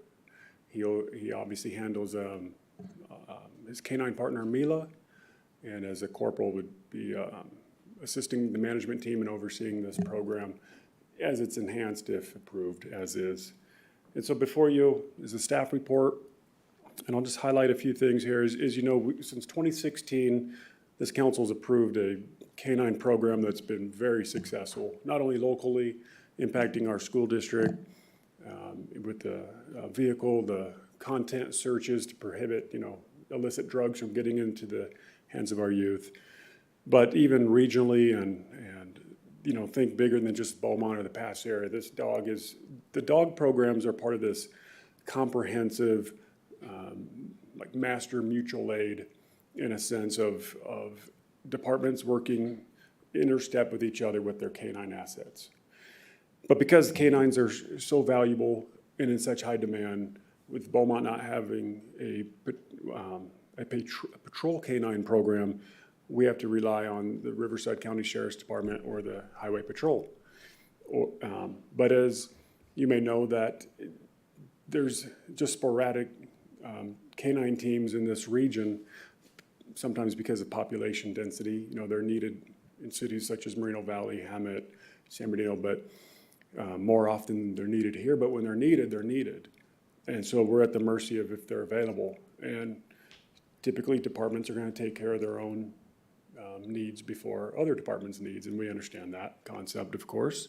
We subscribe to it. And so what we're asking tonight is to enhance our current canine program from a detection animal into a patrol canine animal. So this new dog would be able to apprehend suspects, suspect tracking, article tracking. And so when you look at the geographical needs of a city such as Beaumont, we go from housing into commercial into very urban areas with tall grass, peaks, valleys, and very difficult to search at night with flashlights. Again, we'd be at the mercy of if the sheriff's helicopter was in flight, if it was available to us. But a canine can operate in a way that we cannot, right? With over 2 million olfactory sensors, they can smell the suspects. And so with that, it increases officer safety.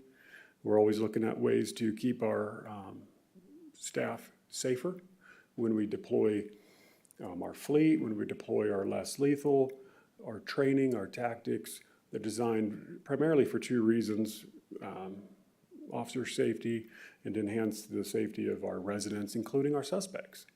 And so as we look at a use for a canine such as this, we believe full intention that this animal could aid us in apprehending suspects or in ways that perhaps, and there's no guarantees in this business, but perhaps could reduce fatal encounters with suspects.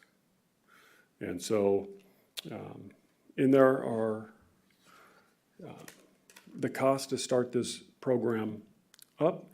Of course, most of the supply lines were disrupted with COVID. We had some other supply line disruptions with patrol fleets. You know, we all use the same vehicles across the United States. And so right now to get a 2022 Tahoe or 2021, we wouldn't even receive it until well late into 2022. We have one in the fleet we're using for other purposes. We'd like to repurpose that. That vehicle is very durable and can sustain our geographical challenges to get the canine unit close to where it needs to be and to travel in the way that it needs to do with all the gear it carries. And so with that, we're here to answer any technical or liability questions that you may have about this program before I continue. Okay. Nicole, do we have any public comment? I have no written comments. Carrie, do you have anyone on the line? No callers on the line, Nicole. Okay, I'll open it up for council discussion. Mr. Mayor? Councilmember Finn? Yeah, question for you, Chief. So I understand certainly it's better to be bit than to be shot. So I understand Absolutely. the need for a dog. But is one sufficient? I mean, obviously, if you don't have any for that purpose, you start with one. Right. But is that dog then available and corporal on call often? Is it putting a stress on the officer, and so forth, that he needs to be available at any given moment, to bring the dog out if it's Right. needed, that sort of stuff? Yep, thank you. And so I always say we start somewhere. We really become it's better to be the master of certain crafts than the jack of all trades. And so we really understood the purpose of canines with Mila. And as we've shored up our leadership team, our policies, our procedures, we now believe that we're going to be in the most successful position to take on this animal. It's not enough, but we want to run with the one and then reassess the need and then come back perhaps in a year or two, for a second canine apprehension team. But I'd rather just go slower than quicker and really have the fundamentals, see that what we believe to be the most sound policies are in practice, and then we'll grow the program. But to answer the other question, no, the canine handlers, they have some on-call responsibilities, but they just can't cover 24/7. You know, they just couldn't do that. But that's where that greater sphere of that mutual aid with the canine program. So when you have a canine program such as this, other cities know that you're available for them, they're more available for you. And so, and you could speak to that greater, right? Why don't you speak to that? So I'm used more as a regional asset. And within our sphere, within our scope of our canine team, you have more of a one-on-one relationship with the other handlers. We have as far as where we can cover each other's areas. For me, I cover some tracking capabilities when other bloodhounds aren't available. I will cover other cities, and likewise, if I'm on vacation, those bloodhound handlers might cover the city of Beaumont for me as well. So we trade off the responsibilities when it comes to that. That answers the question. Yes, it does. And just as you're saying that, it'd be much easier to send a patrol car down to San Jacinto versus calling the guy who's asleep in the middle of the night, you know, and so forth, and trying to round the dog up and get down there and so forth. So that makes Correct. sense. Thank you. I'm good. Okay. Councilmember Martinez? Yeah, so when we do these little trade-offs and other agencies might be borrowing us, we don't really have compensation for that, right? It's kind of just an unwritten thing that we all do for one another. Is that how it works, or do we actually have some recovery of that? No, and when we call in for a mutual aid, as far as other agencies, it goes back and forth like that, so. Okay, so if we have a dog and they want to request to use it in a different city, then it was kind of be if it's available, we'll do that as a part of our regional type effort. Correct. Primarily, our focus is on the city of Beaumont. If and when a need arises, we can go and assist another agency. But again, our primary focus is the citizens of Beaumont. Well, I think it's an excellent opportunity to get a second canine. You know, it increases the safety for the police officers, and it expands our capabilities. I like the element of possible non-lethal intervention, which is, you know, a big topic right now. And as you noted in the report, it also gives the opportunity of this community involvement. You know, canines seem to bring the community in. And I know this dog is probably going to be a little more aggressive than Mila is, but still, the idea of canine is a great idea for the community and a great PR for our PD as well as helping us. So I'm fully in support. Chief, the numbers that we talked about later, you're going to mention or? Yeah, as soon as we move into the recommendations, I'll clear that So up. I didn't want to go there yet. I did want to clarify too, is if another department requests use of our dog, it must meet the threshold for incidents that we would bring our dog out. So if it doesn't meet our policy, what quantifies as a violent offender or a felony, we're not going. And if we did go, and then we re-examine the circumstances, we'll leave. So the canine handlers have autonomy from being given an order that is inconsistent with their training with this animal. So for example, if a sergeant wants to end a situation, let's say they're getting impatient, I don't think that's my new ringtone, is it? Very. Okay, right. Let's say a watch commander is like, hey, let's just get this over with. Deploy the dog, and Corporal Breda or our other additional canine handler says it doesn't fit. It's a no. And they have that authority from my office to know that they're the ones that make the call. I don't even override their call on their expertise, their training. You know, and that's what we talked about 2 weeks ago about raising up that leadership within the Beaumont Police Department, that they know the difference of right and wrong, right? They don't follow orders blindly. And then the last point, Councilmember Martinez, is we don't get compensated. There isn't like a trade-off in payment, but if we do assist and there's seizures of US currency, then we can put in what is referred to as a DAG, and that we would get compensated in that sense. We would get a portion of the hours and the effort that the dog and the handler put into that case.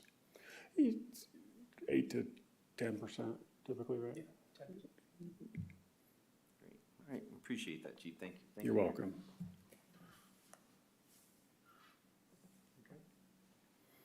Councilmember Santos? Actually, he answered my question on that. How do you assess the, when you're gonna send the K-9? And that answer my question on that. Now, also on the, do we have a system that we could track, even though we're not compensated, how many hours we spend on one city to another city? I mean, so we could have a factor number that we send an officer in there, it costs us this much to sending that K-9 or without compensation.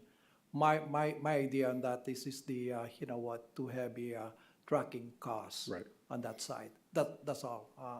Absolutely. Yeah. So I receive monthly reports from my lieutenants that are generated by the sergeants. I track everything in that organization. So if we go into other cities, how we're deploying or assisting on the highway, asset forfeiture, hours spent, I track everything. Data is a friend to me. So I analyze it quite often. Absolutely. Thank you, Chief. You're welcome. Mayor Pro Tem White? Yeah, first of all, your best. Thank you. Your top salesperson is not here tonight. But she has gotten the community support behind her. And I think the community is really happy that we, I mean, really, we just gave you the authorization. You guys went through with it and got the funding and everything else. And this is a little bit more of a step up for us, which I'm fully in support of, but I do have a couple questions. So the canine that you're looking for approval is what you refer to as a patrol canine. Mila is not a patrol canine. She's a different type of, I mean, in other words, she doesn't do the bite and hold and those kinds of things. Is that correct? That's correct. So if you could just speak to the difference between the two, and I assume that a patrol canine that does bite and hold can also do a lot of the skills that Mila has as well, correct? That's correct. So any and all pointy ear dogs, we call them, would be the typical German Shepherds, the Belgian Malinois. Mila is a Dutch Shepherd. They all come over with the sports. It's called Schützen.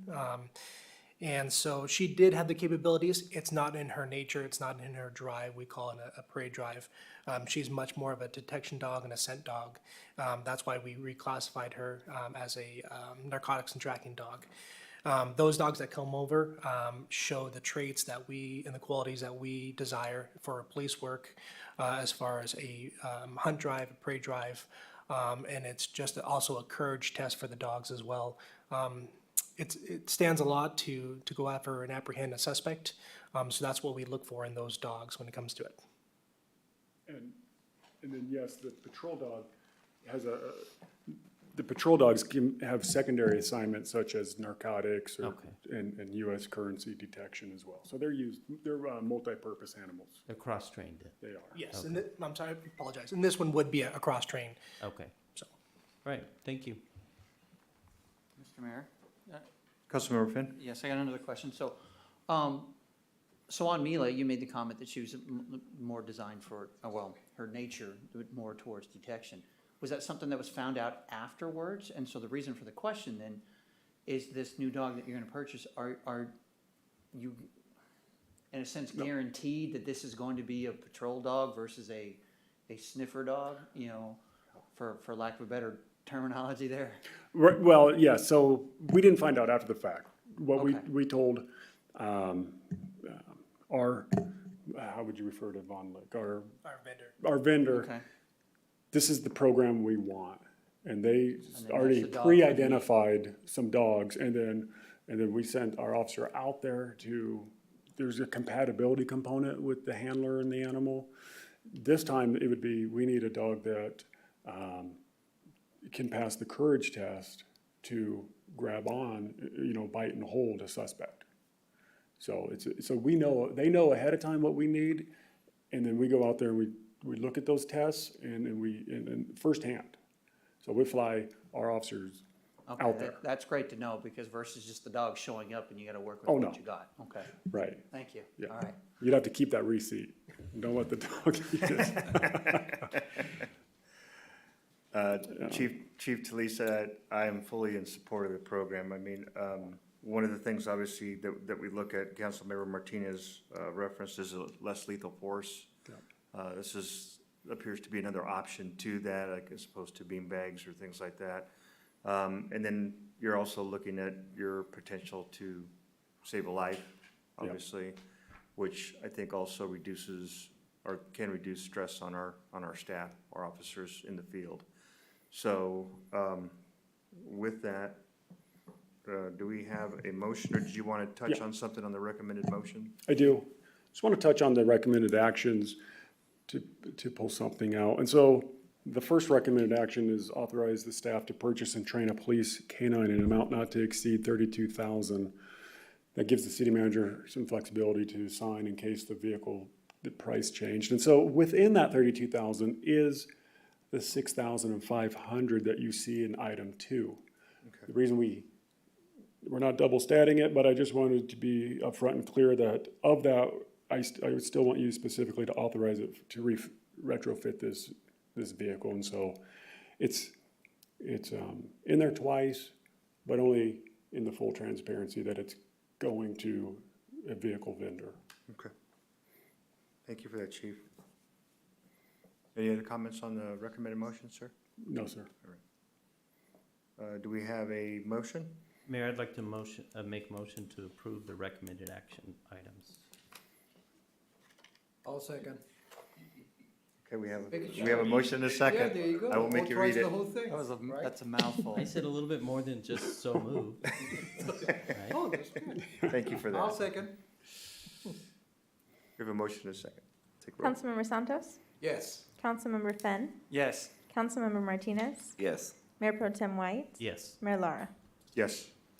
Thank you. Thank you, Chief. Thank you. Trying to help you make your goal. I appreciate that very much.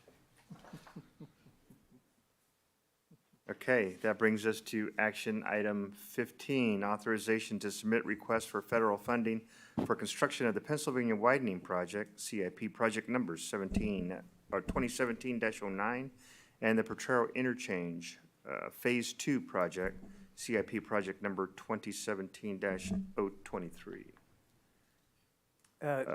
Thank you, Mayor. So I know we've all been tracking what's happening with regard to President Biden's capital infrastructure plans, as well as various COVID recovery plans. So, one of the bills that's out there is supposed to bring $9.6 million of funds to the city for certain restricted operations. So we're looking to see what those numbers look like and what the rules and guidelines are going to be for that. Another element of that bill, which is part of the Build America Better program, is projects that would be funded throughout the country. There's some order of magnitude of about $500 million that is being dispersed through that program. So in contact with Dr. Ruiz's office, one of the things that they've advised is that each district would be receiving up to 10 projects potentially. Each project would be eligible for $1 million to $1.5 million. So when you look across his entire congressional district, there's only 10 projects that will be funded. So projects that are submitted for consideration are going to be subject to competition. So we may be competing with our neighbors' projects, certainly with projects within our region, as well as a huge portion of the eastern portion of Riverside County. So that being said, there are some critical restrictions to the use of these funds. Certainly the dollar limit is one issue. That dollar can be applied towards fully funding or providing ancillary or partial funding for a project. And where you're able to demonstrate that you've got other funding sources from other areas, such as local dollars, other kinds of dollars, that is supposed to give you a little bit better competition level against other projects. So as we looked at our project, we had to factor that in. Another critical component is that these projects need to be shovel or near shovel ready, meaning that those dollars for those community projects have to be expended by the end of 2022. So these are projects that have to be done fast as well. So when you look at the city and you look at those limitations and you look at where can we best deploy dollars, the Pennsylvania project really seemed to us to meet that high level of threshold. I'll tell you, the application process is going to be very complex. There's a ton of data. We're jumping through a lot of hoops to try to get that $1.5 million.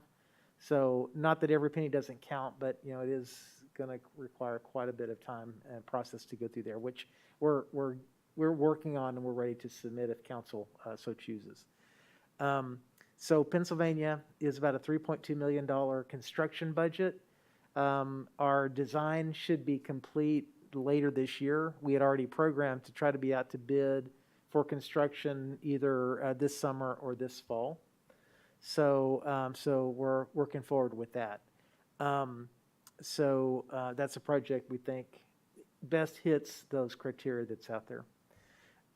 There's another component that may come out through the American Jobs Plan that's being considered, and that's an additional funding bill that's being discussed at the much higher levels.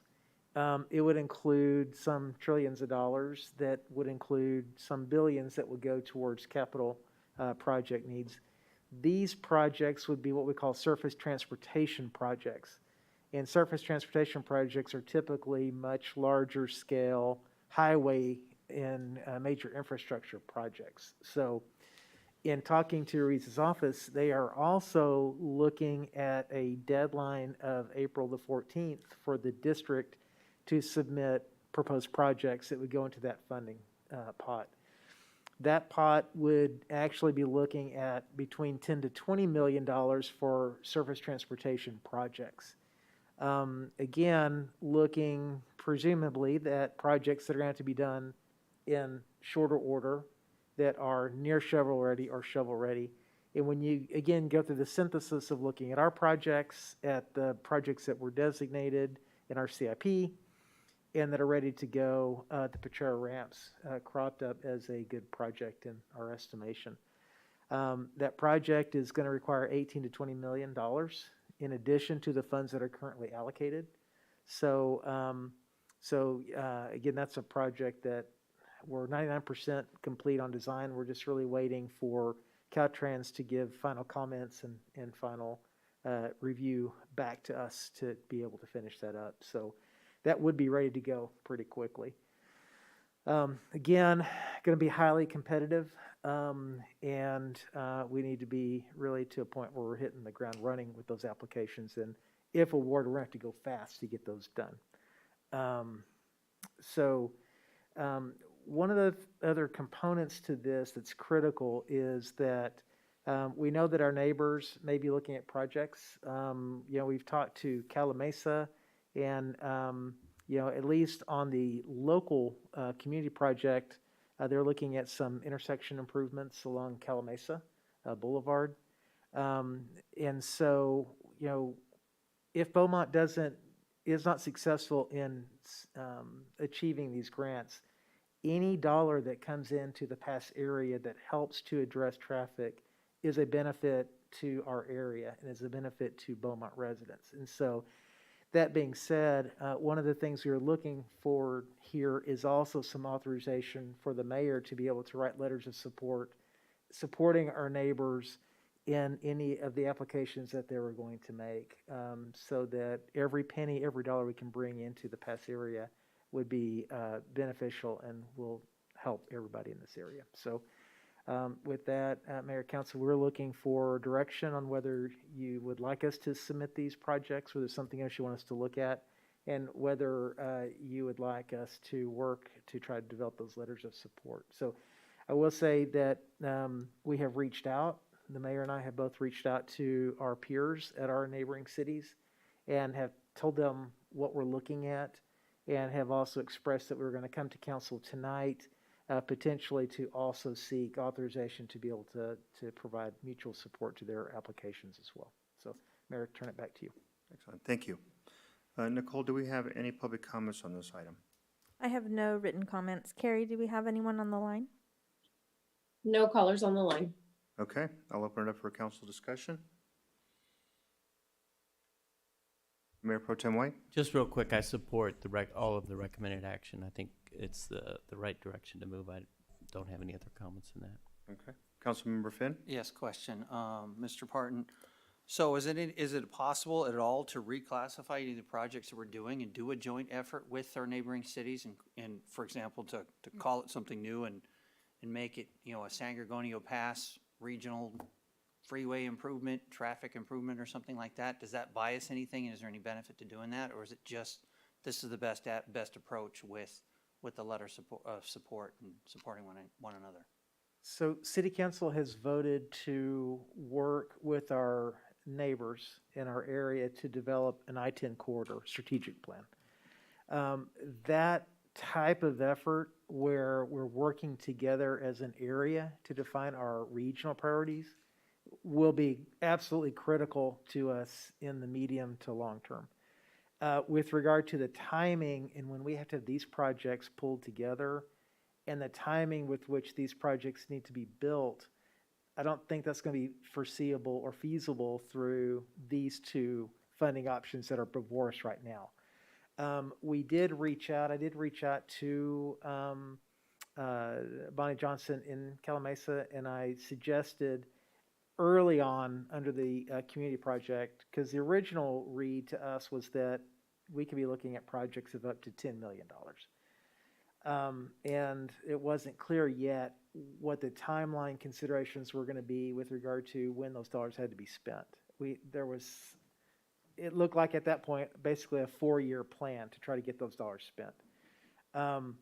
So I did throw out the idea of combining our 10 and their 10 towards Cherry Valley interchange specifically, which Calamasa is the lead agency on the design for that infrastructure expansion there. That may be something we come back to, and definitely as a region, we've got to work together to get that plan together. And that's critical because as we go to RCTC and we try to get help in acquiring state and federal dollars to fund our projects, we're going up against other aggressive and organized areas of the Inland Empire that we're going to be competing against. And so we've got to be organized. And if our communities can be together and District 5 can be together with us and highlighting and prioritizing those projects, that'll be our best option long-term to try to get dollars in to get some of these bigger things done. So, but I think for this time and these dollars that we're talking about now, we're just not there, and we don't have the projects scheduled and ready to execute fast enough to use these dollars. Okay, and I know sometimes that, like when you're requesting money, there's grant writers and so forth, and you want to have somebody that does a good job in doing that. Is promoting the fact that we have all the housing growth in our area give us a benefit to say if we fix this now, this helps us longer term to help us to compete with those other areas? Or we're just kind of on the back burner of, hey, that's just a small part of Riverside County, and so we've got a mountain to climb. The conventional wisdom, I'll just say this, and it's not just here, it's every place you go, because there are more needs, vastly more needs than there are dollars in resources. So regional organizations and agencies are the metropolitan planning organizations that actually are the agencies that decide how to dole out federal highway dollars in 95% of cases. And so what happens is, in the absence of certain specific information or certain specific levels of organization by smaller communities, then the natural tendency and proclivity is going to be to take those dollars and to put those where, quote, they make the best impact. So they'll say, where is the largest population center today? Where is the traffic congestion today? And so they'll say, we can put that dollar over here.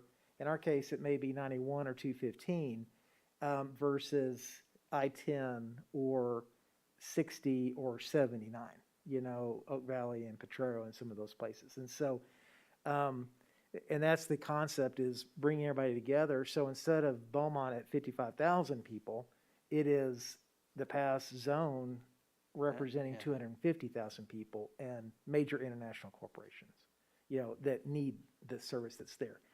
And it's not that we don't get support. When you talk to RCTC and WCOG, they understand what we're dealing with, and they understand the impacts that these projects are having.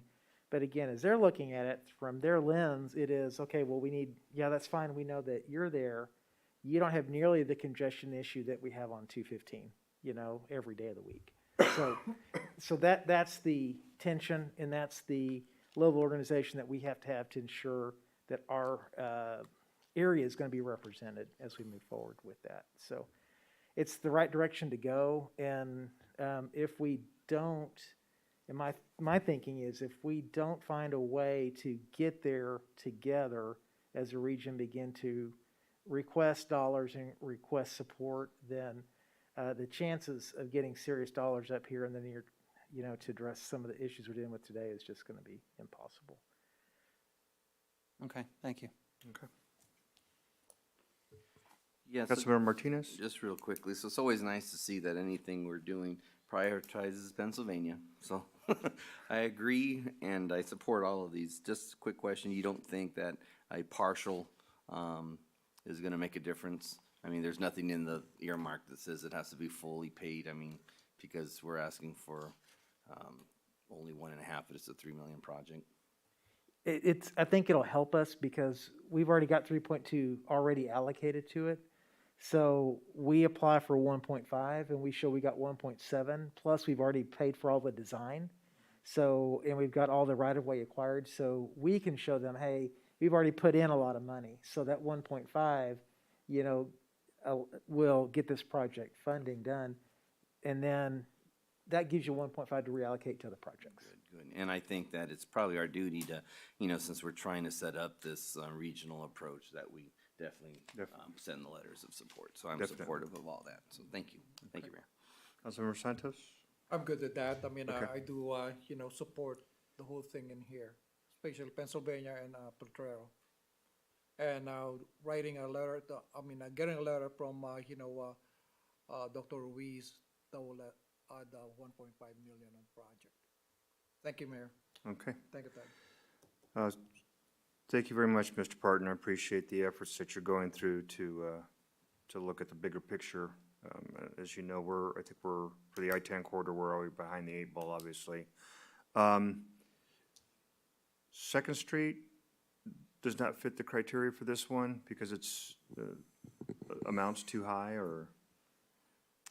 Well, instead of trying to, Pennsylvania, we can show a better kind of regionalized need, I think.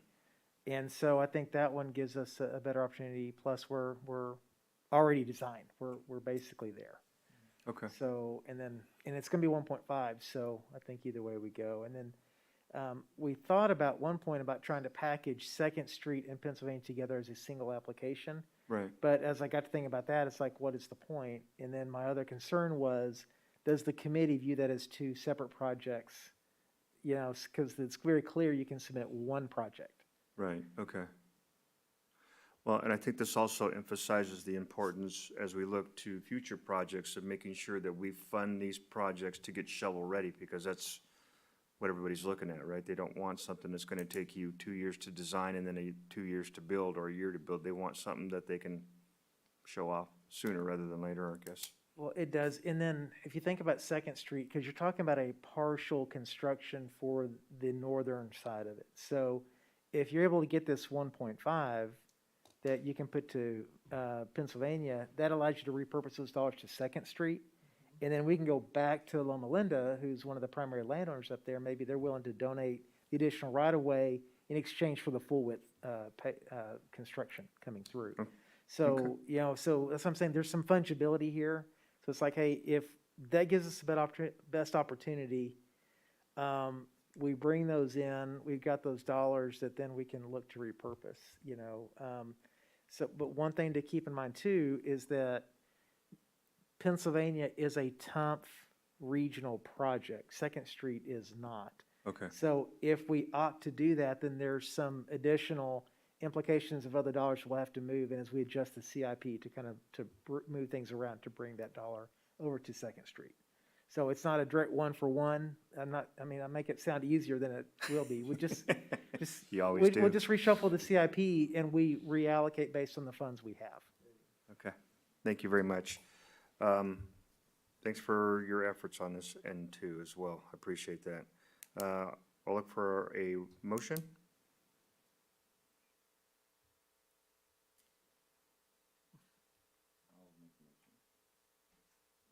So I move that this city council authorizes submission of the Pennsylvania Widening Project, CIP project number 2017-09, as its priority community project with the funding of $1.5 million, and that we authorize the city staff to submit the Potrero Interchange Phase 2 project, CIP project number 2017-023, as its priority surface transportation project with the funding request of up to $20 million. And that Mayor Lara be authorized to submit letters of support for Banning and Calamesa's priority projects. I'll second that.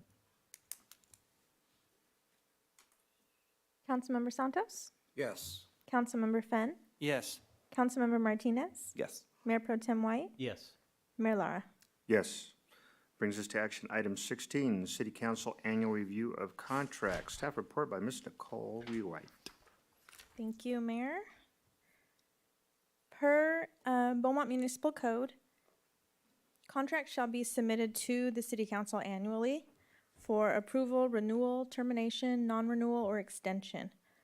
Attachment A is a log of all active professional service contracts on file. So if you look at the log, it's sorted by department, and then notated on the right column is the status and the upcoming process for each contract nearing termination date. So the action this evening is a review, but also an authorization for city staff to prepare any agreement extensions as noted. And I can help answer any questions. Thank you very much, Nicole. Do we have any public comments on this item? I have no written comments. Carrie, do we have anyone on the line? No callers on the line, Nicole. I'll go ahead and open that up for council discussion.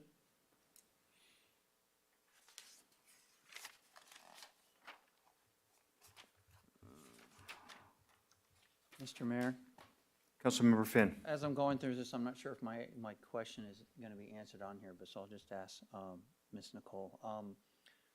So on this, is there any information as to know, like, for example, how long they've been in that contract, and then compare that to council's policy on how long we can work with a particular firm, so then staff knows how to proceed in preparing either an extension or going out to bid for a new contract? So this is a condensed version of my master spreadsheet. So every couple of months, staff is provided with my master spreadsheet, which has the start date, all of the amendments, so that they know exactly where they're at as far as if they have any extensions available or not. This is just the condensed version of it, but staff has all of that information. Okay, thank you. Mayor Pro Tem White. So I noticed the recommendations or you want us to approve? Okay. We good? Sorry. Oh, yeah. Oh, I'm sorry. No. It's in the queue. Just asking Oh, in the queue. okay. Sorry, my apologies. Is it my green shirt that's throwing you off? So you're asking us to sort of approve where you've asked for request and extension, active contract we don't need to do anything with. But down here near the bottom, you have some that say set to expire. What is that telling us? That's telling us you don't need an extension, or what's that mean? Correct. That means that the department let me know that they plan to let that contract expire. So one, for example, is like the upgrade to the park lighting for Stewart Park. The installation is done, therefore the termination would just happen. No need to renew. Okay, great, thank you. Sorry. It's okay. Councilmember Martinez? Pretty Yeah, good. it does. So, Nicole, these are just one-year extensions for all of them requesting extension, right? So if it says requesting is for 1 year, we're not assuming they're doing more than that. I believe that's correct. Let me look through a couple of these just to make sure. Okay, and I'm assuming that they're just following what was already on the contract as being allowed. So if the original contract allowed an extension, and this is the time for that extension, and the staff says we're requesting that, that's what we're doing. We're saying, yes, go ahead and extend it, because it's already allowed in the contract, so it's not a new contract, therefore not new terms, correct? Everything's following the original contract. Correct. If there were any new terms or increase in services, it would have to come back to council. Okay. But I believe with the time frame that we have here, most of these contracts were set for either 1 year or 3 year to begin with. And so it would just be an additional 1 year. Yeah, because I think as we the only policy allow allows. a 1 year extension on anything. So then, to trigger the RFP, like Mr. Fenn was asking, after this extension, then you would come back, and if there's another extension, you could request another one, or if it's done, then it would trigger the RFP process at that point. Correct. Correct. And I believe there might be a couple in here that say that the plan is to go out to RFP. Yeah, in the notes in the middle there, it says on the intentions there. Right. Mr. Mayor, this is the city attorney. I just saw that our firm's name is on the list, so I'd like to be put, I'm going to recuse myself from this item and like to be put in a separate room by the city clerk. Okay.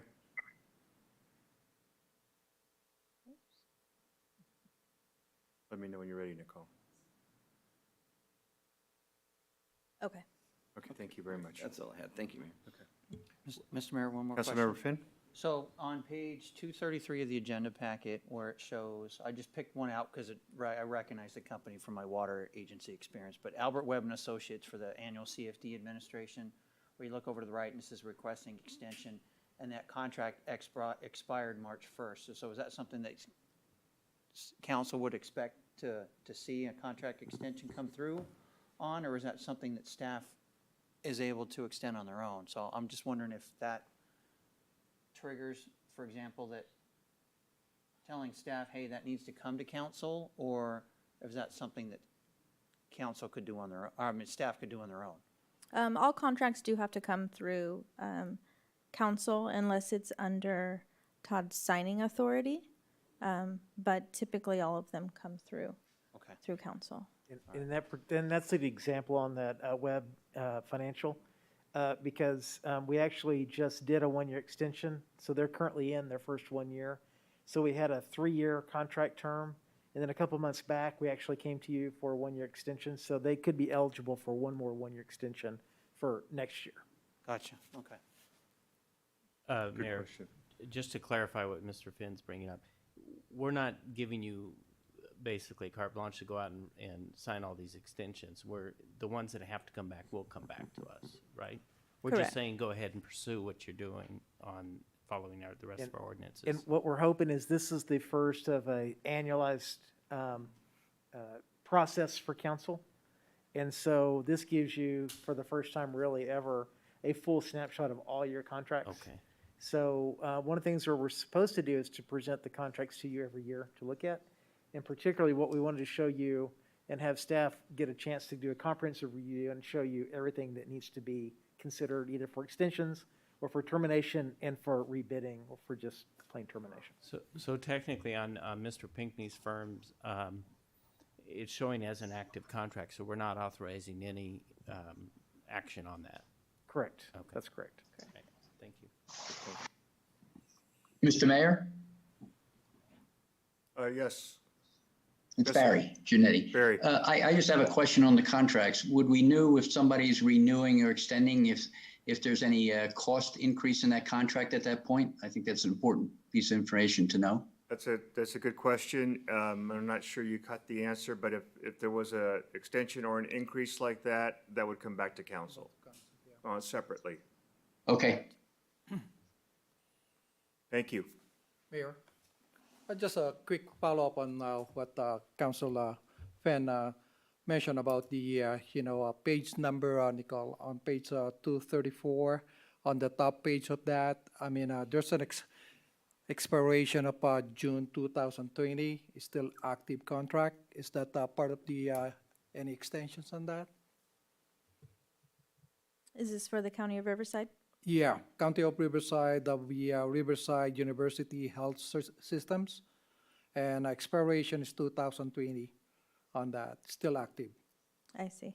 I'd have to go back and make sure that's not a Okay. typo in the system, or maybe it is just a lapsed contract that either hasn't been updated in my files. Sometimes contract amendments go to departments and then never find its way back to my department. So that may be something also. I think this is one through PD, so I'll double check through PD and make sure that we have a current contract. Very good. Thank you. Thank you, Mayor. Yes, sir. I think we're all good on this, so do I have a motion?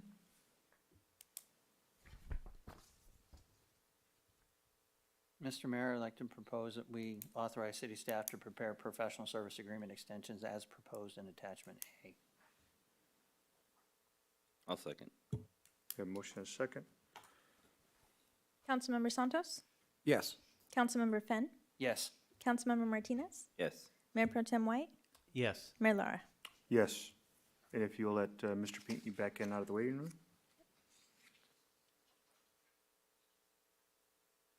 Brings us to action item 17, review of local emergency declaration established via the adoption of City of Beaumont Resolution number 2020-07, adopted on March 17th, 2020. Staff report by Mr. Parton. Well, believe it or not, it's been more than a year since we first went into our COVID emergency. So as we've done within a 60-day window, we've brought this resolution authorizing the emergency declaration back to council for review. So at this point, things are looking better on the COVID front. The recent announcement is that Riverside County is going into the orange tier starting tomorrow. And we may see, according to the governor's office, the dimmer switch, I guess the color-coded scale, is something that we may actually see be put away coming up this summer.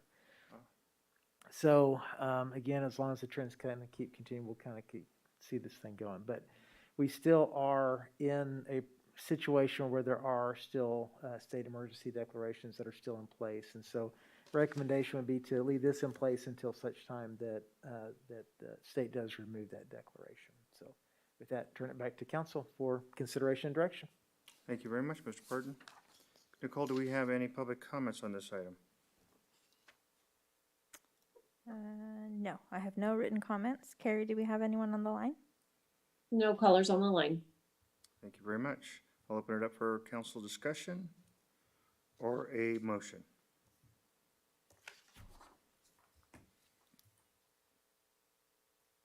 Mr. Mayor, for discussion, I guess it's 2 months out or so, but I'd like to see this come back to us after June 16th on what the state decides to do. And, and that we look at it again at that point. So I guess that would be on the 60-day rotation, about the same time frame. Okay. Good point. Any other questions or motion?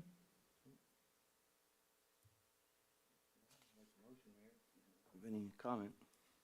I move that we recommend city staff there be no change regarding the local emergency declaration due to the fact that there's been no significant change in the original conditions. State of emergency declaration remains in effect, and local emergency declaration helps to ensure that Beaumont remains eligible for federal and state emergency aid. I'll second. Councilmember Santos, Yes. Councilmember Fenn, Yes. Councilmember Martinez, Yes. Mayor Pro Tem White. I agree with Mr. Finn about bringing this back in a couple months. I can't vote yes on this because I don't agree with the concept that there has been no significant changes in the conditions. So I'm going to have to vote no on this one. Mayor Lara, Yes.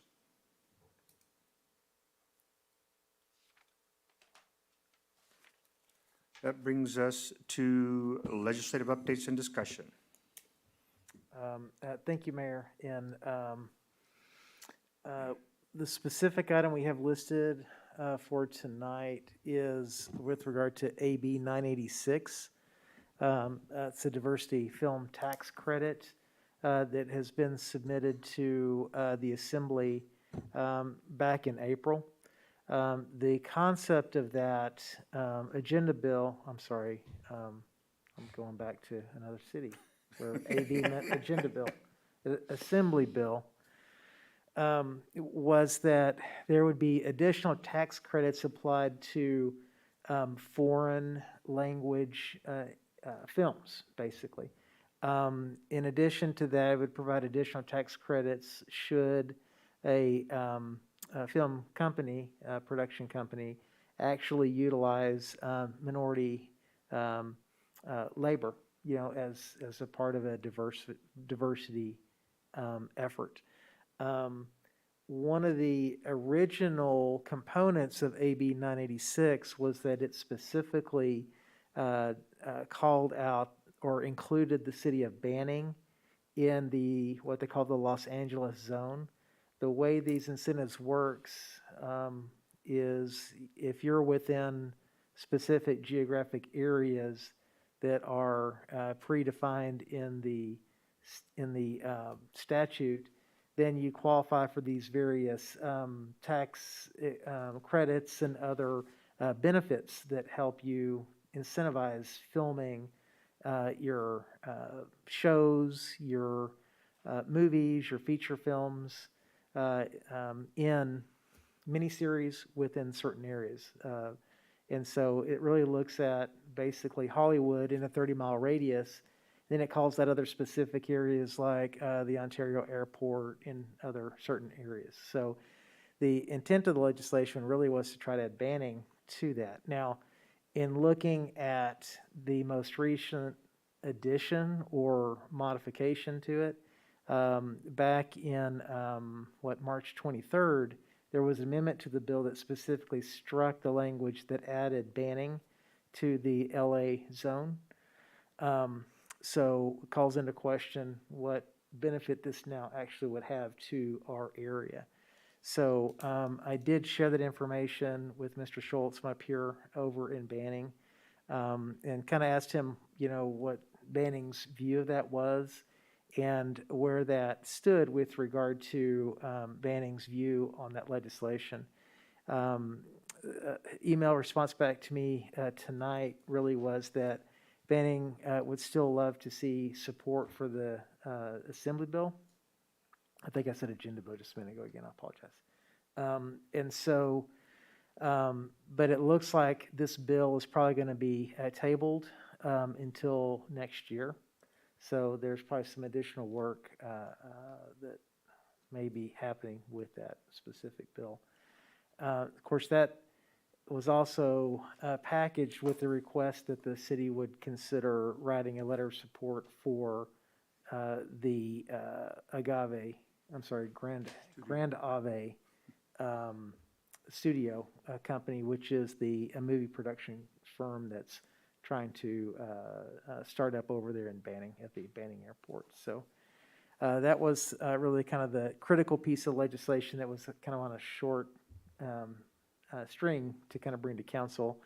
There's a couple other things that are happening out there. We kind of talked about the funding mechanisms for the infrastructure. We've addressed that. There is one other piece of legislation that we were concerned about. I'll let Chief Talese talk about that a little bit, but it's AB 1372, and that's also known as the Right to Temporary Shelter Bill. So, Chief, you want to kind of fill us in on that one?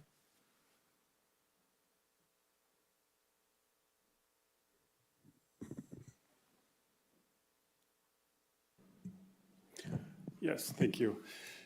And so AB 1372, titled Right to Temporary Shelter.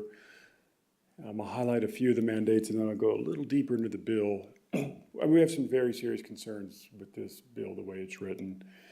But it would mandate the right to temporary shelter if a homeless person sought such shelter, let's say in the city of Beaumont, for at least 3 consecutive days and then had been unable to gain entry. Then every city or county must provide temporary shelter, mental health treatment, job placement resources, and training to persons seeking shelter. And then homeless persons may bring civil action against jurisdictions failing to provide the above. Of course, that's where it gets, so even if you could afford it, if you didn't do it to the way that the homeless person thought they should have received it, it opens up litigation. As I dove some deeper, that was a nutshell. As I dove deeper into this bill, it really is going to mandate, if it were to pass, that the city or county's legal obligation to create a temporary shelter plan in its jurisdiction to allocate the necessary funds for shelter resources and services. Let's see, the city or county should review and approve draft ordinances to ensure that shelters meet minimum habitability, health, and safety standards. I can keep going. I mean, it just gets worse if you'd like me to go deeper into it. What number was that, Chief? I missed it. AB 1372. Okay. Again, you know, I don't see in here where it's talking about what the ratio of shelter space to, whether it be to our population or to what our homeless point in time count is. And I don't think that matters in the sense that as soon as somebody arrives within your jurisdictional boundaries, they're your homeless person, right? And so this is going to create problems as if you've seen not only the news where Echo Park was attempted to be cleared. That could not happen due to activist activity. If you've seen the 210 in Redlands, that's now being cleared. So I expect to see some migratory homeless population moving through this area, and especially as our weather is becoming a little more habitable in the pass area, you're going to see some more. And so there's really some concerning issues. My biggest concern is if it's funded, I believe it to be, if it is written currently as a state-funded liability, I may, think that the state would kill that. But the reason we need to oppose it, or at least follow it before if you decide to oppose it, is that could be removed at any point through any of the Senate committees where they make it an unfunded liability, and then we're stuck with it. But obviously the part about being litigated is just going to invite, much more litigation to the city. So we're gonna continue to watch that as staff. And then there was one other one, City Manager, if you'd like me to discuss. Yeah, and so SB 271 is the sheriff eligibility bill. The reason we're following it, I know that Cal Sheriffs is truly opposed, but I bring this to your attention. It was written by a Democratic legislator, and I only mention that in the sense that some of his party members have indicated they will not support it. And one of the reasons, though, that we're so concerned with it is it would remove all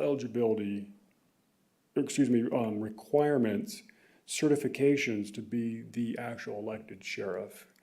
And at a time in our profession when we're speaking about training and certification and, you know, bringing our game up, our professionalism up, that just anybody can be elected to the office of sheriff, it proves quite contrary to what our profession is actually trying to do, which is increase certification levels, increase training, increase accountability.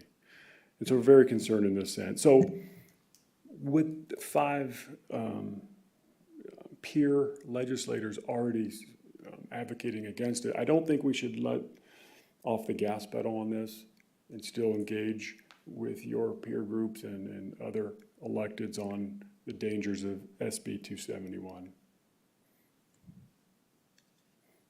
Thank you, Chief. Anything else on that? No, I don't.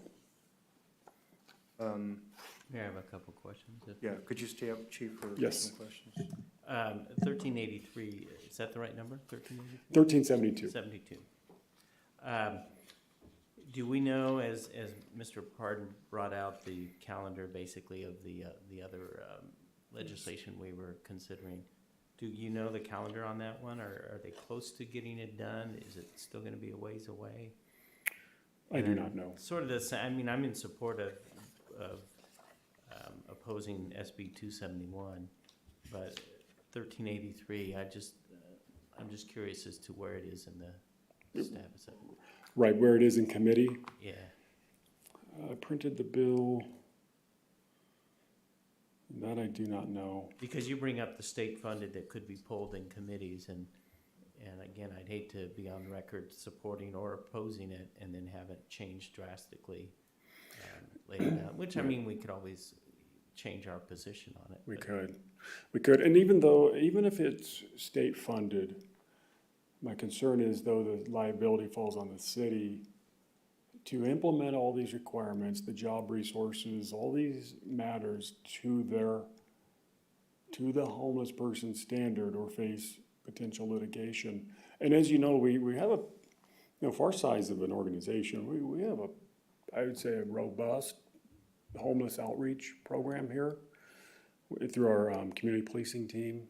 And we already currently work for job placement. In fact, we had placed a homeless individual with a job at Home Depot, if you all remember that story.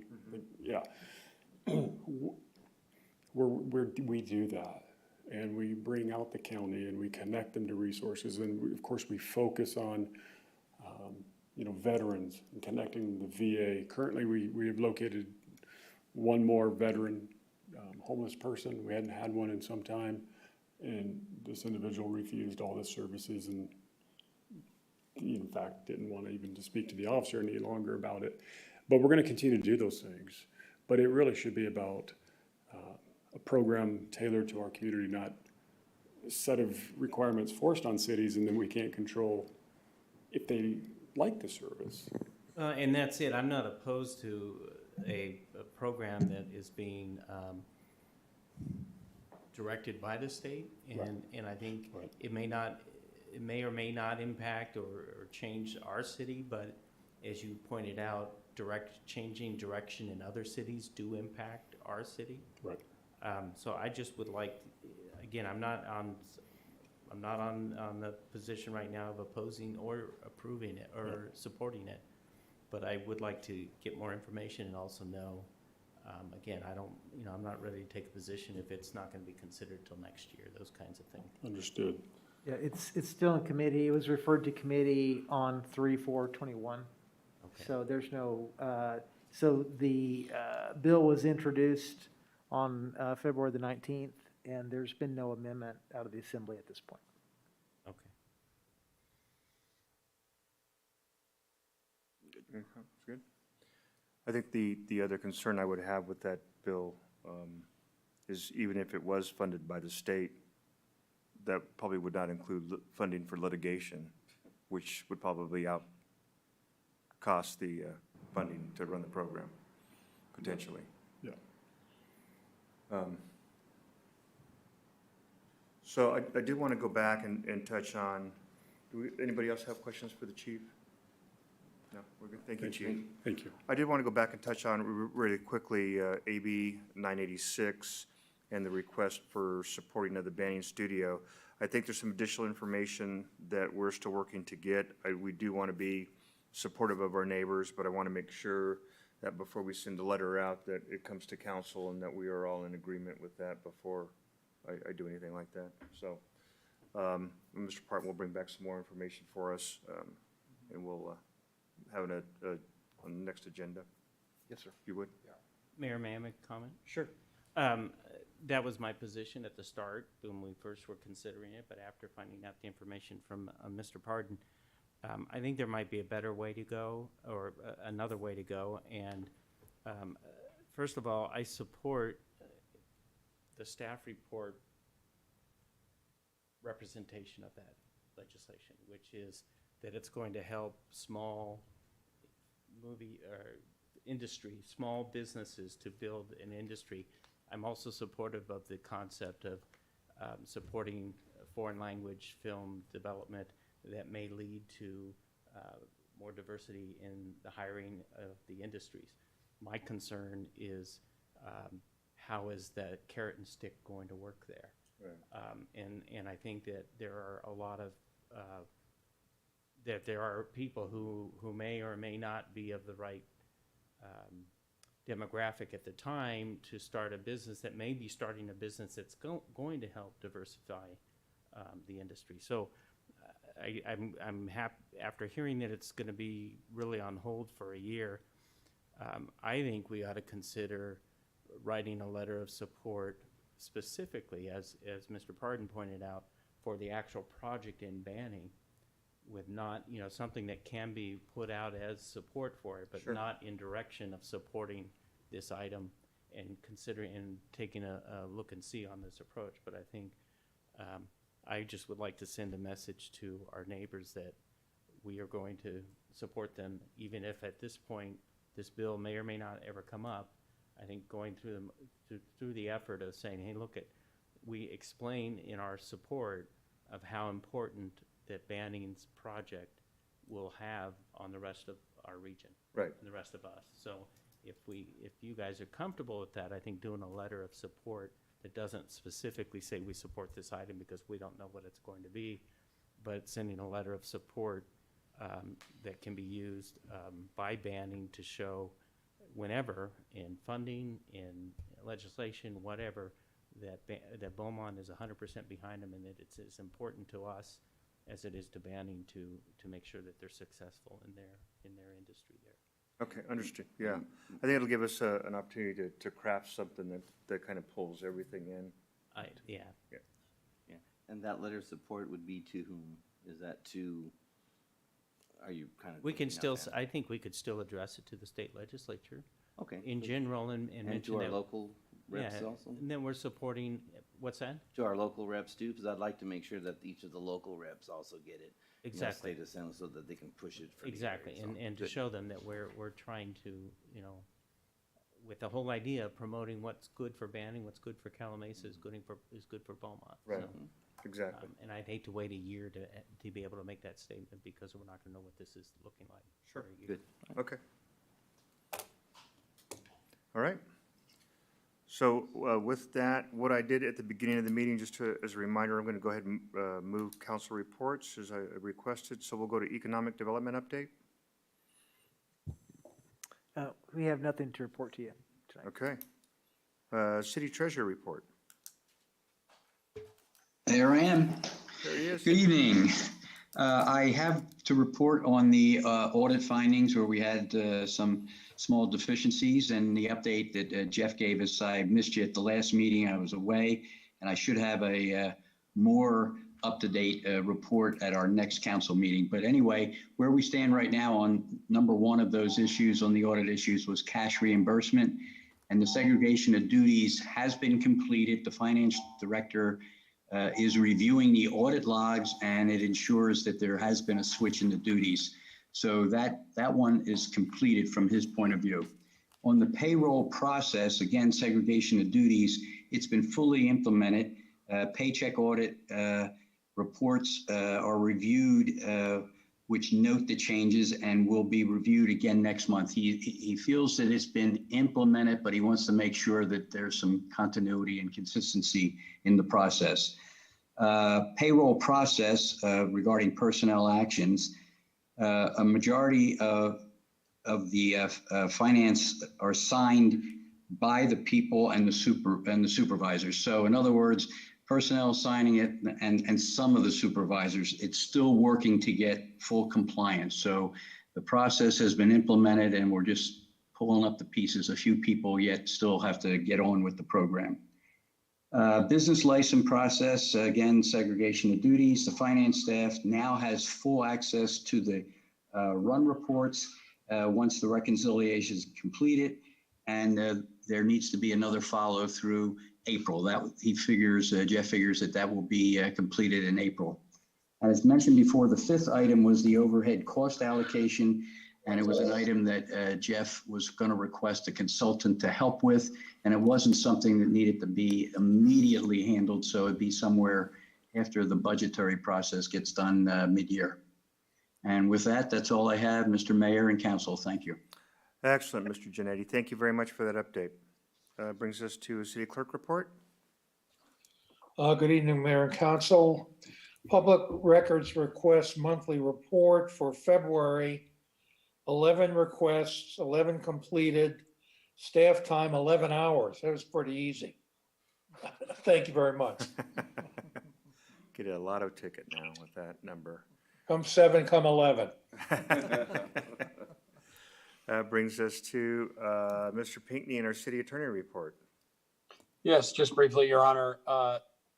Just to give you a status report on some of the litigation matters that we're handling. In terms of cases where somebody has sued the city of Beaumont, that list of cases is now down to 3. One of those items has been resolved, and so it came off the list. And so the remaining items that we have where cases are pending against the city include Christian Lee versus City of Beaumont. That's an employment law matter, and it's at the pretrial phase. And then also Charles Peters versus Beaumont. That item, as you know, had come off the list. We had prevailed on a demur, and the case was dismissed. Mr. Peters filed an appeal, and our opposition brief will be filed on approximately May 15th. So that's at the appellate stage. And then we have also the CEQA case that was filed by the Southwest Regional Council of Carpenters against the City of Beaumont. We have a settlement conference that's required under CEQA at the outset of the litigation that's currently scheduled for April 28th. And so we'll give you a report probably in May on how that goes. And then in terms of cases that the city has pending against third parties, we have the lawsuit against ULC, and that's still in the pretrial phase. A segue from that case was the lawsuit that we filed against Torcal and the owner of Torcal, Mr. McKiernan. And there have been some events in that case, specifically the one against Torcal and McKiernan, that we need to report to you. And so we'll be doing that in closed session, probably most likely at your next meeting. It may be in May, but it may be as early as your next meeting. And we'll do that in closed session. And then also we have the case pending against Norton Rose, and that's in the discovery phase. And then we have the case pending against the carrier that provided the theft and dishonesty policy under the prior administration, AIG, and that too is in the pretrial phase. And so that's my report this evening. Thank you very much, Mr. Pinckney. Mr. Todd Parton, City Manager report. Wow, this feels strange to be talking to you so early. So I guess I have all the council time to fill. Is that right? There you go. So, how much time would you need, sir? Well, thank you. So I would like to, we submitted our monthly report with regard to our various projects and activities that are ongoing. So I could go through those line by line if you would like me to. Anyway, so that's there. Ongoing project work, things are still happening across the board, from community services to public works to economic development all the way down. So it's all right there. One of the other things, we already talked about COVID and some of the changes that are happening there. Really starting April 1, we began to operate city walk-in service according to our original pre-COVID schedule. So we are back to that full schedule there. And pretty much all of our staff is now back and working their regular pre-COVID schedules as well, even though we are still following all the mandated protocols that we are still asked to follow. So we're working through that process right there. Things are kind of coming back. It was great to see our building inspectors back, in the flesh. They've been working like crazy, so it's good. One of the things that's interesting is the number of residential permits that we've seen. So we were down significantly with regard to new housing starts through the 2020 calendar year. Of course, we've been talking about what does that mean for us in our forecast. Our planning staff has been reaching out to our builders to kind of see where they are with regard to developing lots that are ready for production over the next couple of years. And the bottom line is that they really ran out of production lots. So they are in the process of quickly trying to catch up to that. So we think we could be looking, based on what they're telling us, in the 500 to 600 new housing permit range for the next coming fiscal year. So that would mean somewhere close to, we're already for this calendar year, about 4 months in. So we'll probably be looking at somewhere in the 300 to 375 range for this calendar year, the balance of it, and then could be 600 the next year. So anyway, we're in the process of revamping assumptions and all those things that we'll be presenting back to you later. So that was critical. So we do have Ulta open. So if anybody needs a fresh up, I'm not saying y'all do, but I'm looking at myself on TV. I could definitely use a fresh up. So I may have to go over there. I did eat Whataburger yesterday, and it is number one. It is number one. And finally, in Raider news, I did see an update that Coach Gruden has decided it's easier to coach a team if there's no players. So they decided to get rid of all the rest of the players that they have. So it'll be a good year coming up. So that concludes my report. Thank you very much, Mr. Parton. It brings us to future agenda items. Do we have any requests for future agenda items? I do, Mayor. Councilmember Martinez. Yeah, I was taking a look at our memorials out there, and I was wondering, it looks like we need maybe a new police flag and so forth. So I was wondering if you'd entertain the idea of activating the memorial committee so that maybe we can talk about maybe some upgrades to the memorial site and such. And I'd also like to know, on that note, if you'd be willing to allow us to discuss a possible tribute of some sort to the COVID people that have been passed away in our city. Some sort of a memorial to them. I don't know if we're looking at maybe a plaque or something to put down the names of the people that passed on. It's just an idea I thought of, and I figured, well, this memorial committee might have that little extension if you approve that discussion and bring back any suggestions on that. Okay. So I don't know if that needs to be discussed in a meeting, or if you can just think about it and give us direction at the next meeting or so forth. But, Okay, we'll come up with something, either come back as an agenda item or something of a discussion. decide, sure. Okay. Thank you very much, Mr. Martinez. Councilmember Martinez, excuse me. Mr. Mayor, can I add, Councilmember Santos. if this will be added to the agenda, or just like to express this, because there's a HR 133, which is rental assistance, which is, the appropriation of act signed last December 27, 2020. And there's a funding in there. That's the reason, I think it will benefit whoever, like our city, there's $2.6 billion that, allocated for that allocation. And we have to be, probably, we could participate on this. If we do, the way I see it, there's a 10% of, administrative, costs that we could reserve on that if we will have that kind of rental assistance and also the landlord. I'm not affected on that. I like to disclose that I'm a landlord and I'm an investor, and I'm not affected on that. But I think there's a lot of renters in here or tenants that are really affected by the COVID last year. This cover from March 2000 up to January of this year. So I think that will be a good gesture or ask to ask for that allocation funds to help our citizens who lives in the area. And that's the HR 133. Okay. And then I think we could put a committee or to manage that fund. We'll look at that. Thank you, Mayor. Thank you. Any other? Seeing none, we'll come now to council reports. Councilmember Finn. I'm gonna start with you this Yes, time. thank you, Mayor.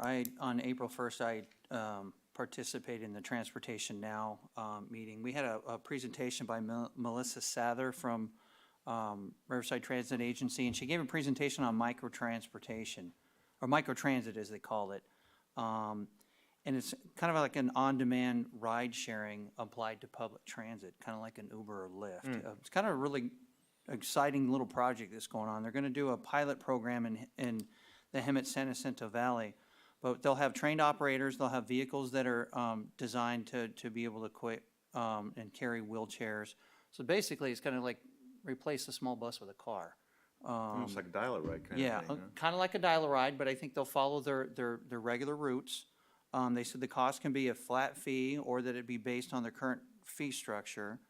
They said the trips will be guaranteed, so I think it'll be easier for them for the passenger to know that they will be picked up and so forth.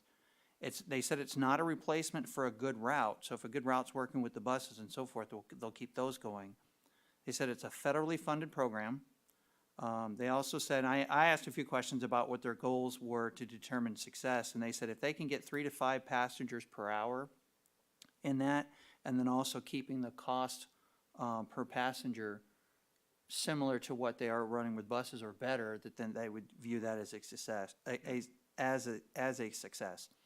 They'll run the pilot for at least 6 months and then report back and so forth. So it sounded like a neat little program to be able to do that, and maybe it'll help those who feel isolated due to COVID to kind of get out and run some errands on their own and so forth and get a little bit resemblance of normal again for them.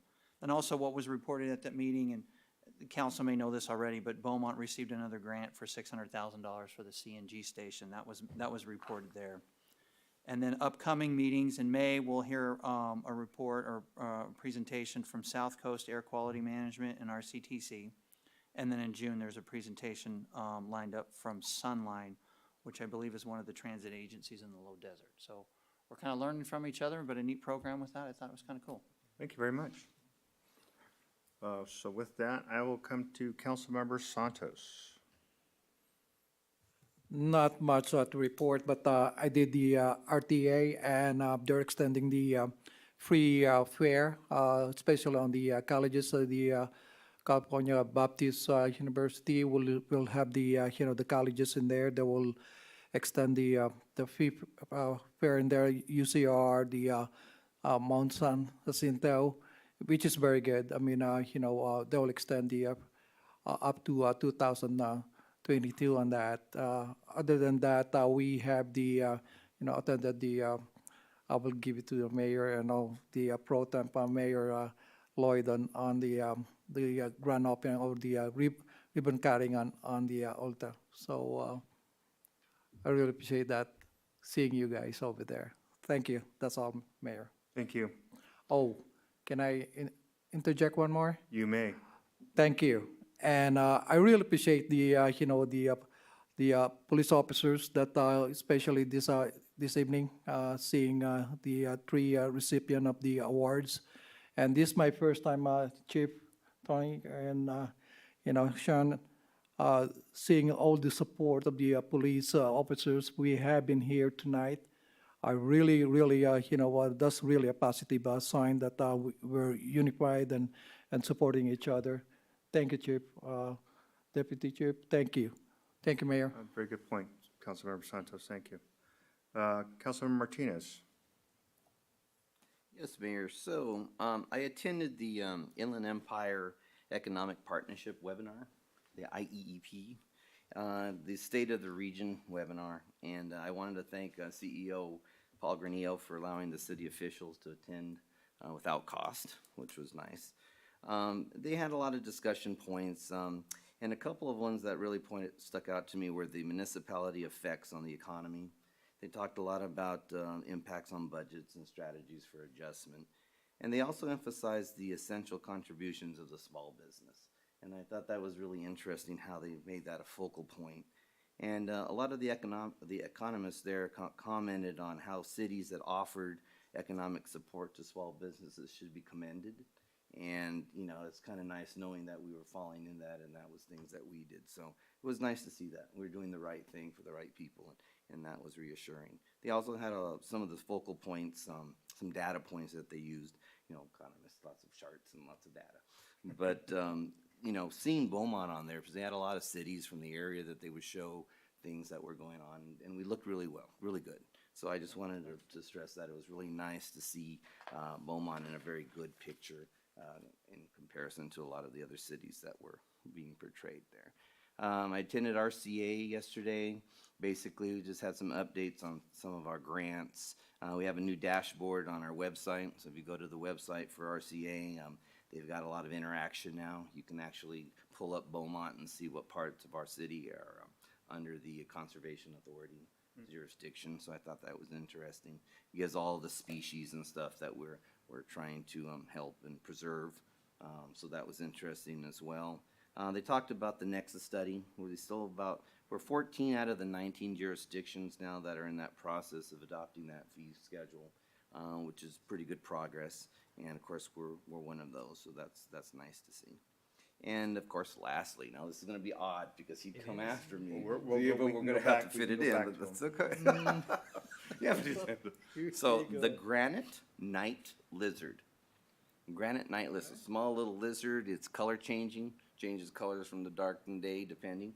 And it is, we're trying to preserve its habitat preservation. It is protected from collection, so you can't collect them, unfortunately, because they're really cute.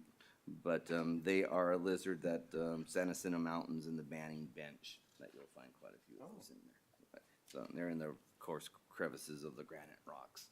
So interesting. Thank you. Thank you. Mayor Pro Tem White. Boy, my RCTC meetings are not as interesting as your guys'. So not a whole lot to report. I had a couple meetings since then. I also attended the Ulta grand opening, and Mike assured me that you were getting your eyeliner and your. And then the powder so that you're not shiny on a Zoom meeting. That's just, just saying.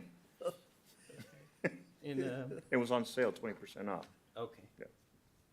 And Councilmember Santos was showing off his grandson, and as his wife chased him all over the place. But, she did all the work. And I think moving the I like the idea of moving the council reports to the end, because there are often things that are said or indicated in the earlier pieces, the reports that I would like to be able to comment on in a way that doesn't need an agenda item. And the city manager does have now 2 weeks to prepare a response for so we can expect it to be Granite night lizard. Yeah. But you could, we could start at the beginning of the meeting with a species of the month. We could. So anyways, And I guess that's all I have to report. Okay, thank you very much. I would just like to go ahead and report out on, I attended the WRCOG meeting, we had it on Monday. I think the item that stood out to me the most was that they do have a committee that they are, for the Housing Trust to look at, put together, much like the Economic Development Committee that they put together. They selected 6 members from the administrative group, and they'll be looking at whether or not it's feasible to develop a housing trust for the County of Riverside. Also wanted to thank Parks Department for the Operation Egg Drop. I hear that was a great success. Thank the bunny who braved the entire weekend, and her assistant, the bunny's assistant. Also, I understand the drive-in movie went well as well, so thanks to the Parks Department for putting on those programs. And finally, I just want to say that it's important that we give any complaint its due, such as the one that we had on the roads. And so I was able to get some more information on other complaints. So far, we received 4 calls regarding drainage issues in regards to the road repairs, and 1 call with a resident concerned about parking, which those were addressed. So we're looking at 6 complaints when the city has done 79 lane miles of either paving, slurry seal, cap seal, mill and overlay, full depth reconstruction, or new construction. I just think that's tremendous on the part of our city staff as well as the contractor. I know for my own experience, when they paved Chestnut, they were very helpful. Let you know when you ask questions, you know that you should park if you're going to have to leave. Park on the end of the block where they weren't paving. So I was pleased with the contractor and the way that they treated this customers. But when you look at 79 lane miles and you drive around downtown, it looks a lot better than it has in a long time. So thanks to the staff, thank you, City Manager Parton, and Christine for putting this CIP together and making sure that we had money to do this with. It was a nice project. And that's all I have this evening, and with that. And Beaumont Avenue looks great. Yes. I don't know And if you've been Palm on is Beaumont looking recently. great, too. Have you been on Beaumont recently in front of the sports park? Oh, no. You need to Oh, check gotta it get out there. You're Yeah. talking about the between Cougar and Brookside. Brookside. And I would imagine the Cougar to Oak Valley is next.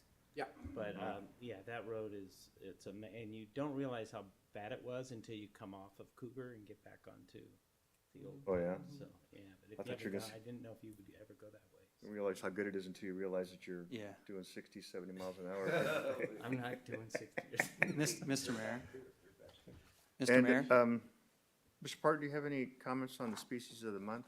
I think we need to circle back and look at that. I got my clear direction to wait till next meeting. Oh. Mr. Mayor, real quick. I just wanted to jump in if I could, just on the roads, because as a member of the public 2 or 3 years ago, I remember coming in here and using the words, "It's embarrassing." Yes. You know, and so great job, everybody. You know, as a realtor, I like driving through town now. Yeah. It's great. It looks beautiful. So with that, I will adjourn the meeting at 9:25. Oh, wake up. We broke